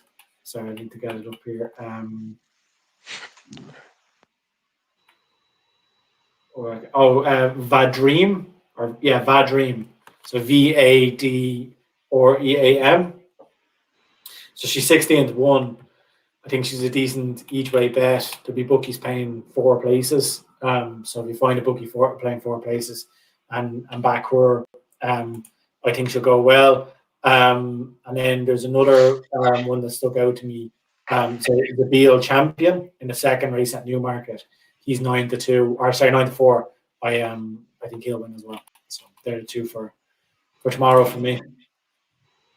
Nice. Yeah, I have myself. I know we have a SerieA specialist on SportsRunDown.com who's been putting up great bets the last while. I think in that he might have Cagliari to beat Napoli, but for me, I like both teams to score in that game, and both teams to score in the Lazio Genoa early in the morning, 11:30 UK time, and then both teams to score in the Udinese Juventus game. The 3 of those together is 6-1. I suppose on paper, your big risks are that Udinese, Cagliari, and Genoa don't score. I think Cagliari certainly will score, and our SerieA Enzo Chapmani thinks they'll even win. So that's a good one there. And we've seen it with Juventus in the last couple of weeks. They've been a bit suspect, and I could see them conceding there, even if they do go on to win. So if Genoa score in the first game, I think you're really on to a winner with those 3. So yeah, it's nearly 6, just a little bit below 6-1. I think it's a great shout for your Sunday afternoons. Those games are generally one after the other, right? The Sunday SerieA games. Yeah, so there's a few on at 2 p.m, but yeah, we have 11:30 Lazio, 2 o'clock our time, all UK time or Irish time, 11:30 Lazio, 2 o'clock Napoli, and 5 o'clock Udinese Juventus. Actually, I do think Roma and Sampdoria, both teams to score at 7:45 is a good bet too, but it's 4-9, so it's just very stingy price for 2 teams to score. So, and if that was the last of a 4-team accumulator at 4-9 shot, if it started, you're cashing out. Yeah, but I mean the treble is 6-1 or nearly 6-1, and the fourfold is 8-1. So it just doesn't seem like, or even 7-1. So it doesn't even really seem like the Dynamo have a chance here. In the 93rd minute. I just overran. That was poor. That was very poor. So there's 6 minutes added on here in this game. Go on. Can I have it back again now? Yeah, I think that. Oh, the keeper pulled that out of nowhere. Yeah, Put it in the air. The top corner. They Houston deserve to win this game. It's outrageous that they're not. Yeah, that was some save. Do you know when the ball moves from the kind of the light into the shadow, or vice versa? It's a little bit hard to see. I was sure that was gone into the top corner. Yeah, I thought it was in the top corner as well. Yeah, I'd agree with you, Gary. And I actually think that Houston are probably worth watching in future games. I think there could be a couple of well-priced wins there for them. You know, results aren't going great, so the bookies might give a bit of leeway and get some good odds on them. Yeah, definitely. I'm going to shut down the head-to-head here. By the way, congratulations, Gary, on yet another fortunate win. So starting to feel really hollow now saying that, but yeah, nicely done. We'll post you a check or something over the coming days for that. Yeah, we still have a few people watching the show later on. That's great to see, and make sure to follow the page, like Gary has said a few times. You know, like us on Facebook, follow us subscribe on YouTube, hit the notification bell. We'll be, streaming plenty over the coming weeks. Saturday nights is our main time. Saturday nights UK time, Irish time. Saturday afternoon US time. We focus on the MLS at the moment, so make sure to follow the page and let us know in the comments what you think, what you like, what you don't like, and we'll see you week to week.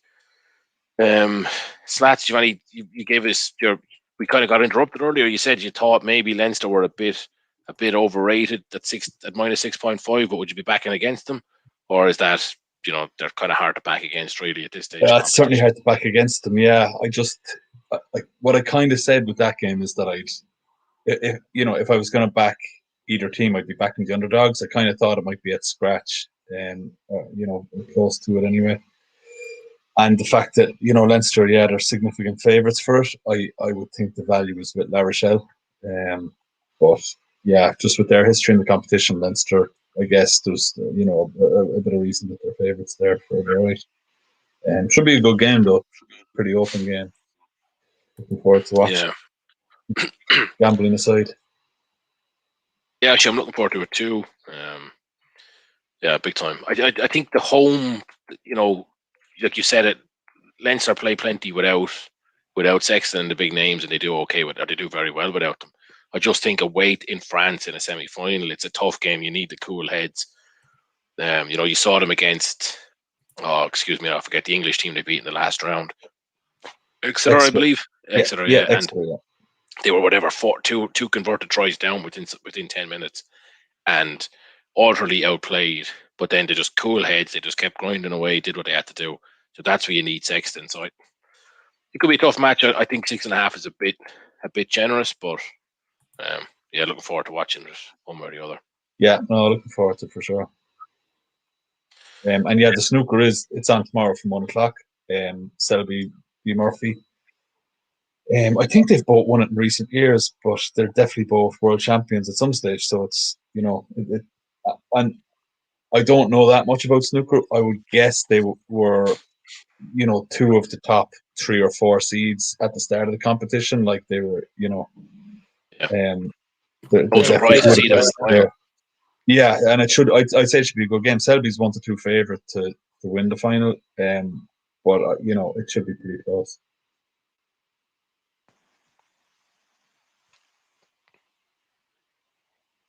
Yeah, so I think this game is just going to wrap up now. So it's 15 seconds over the allotted time. The ball's just gone out for a throw-in.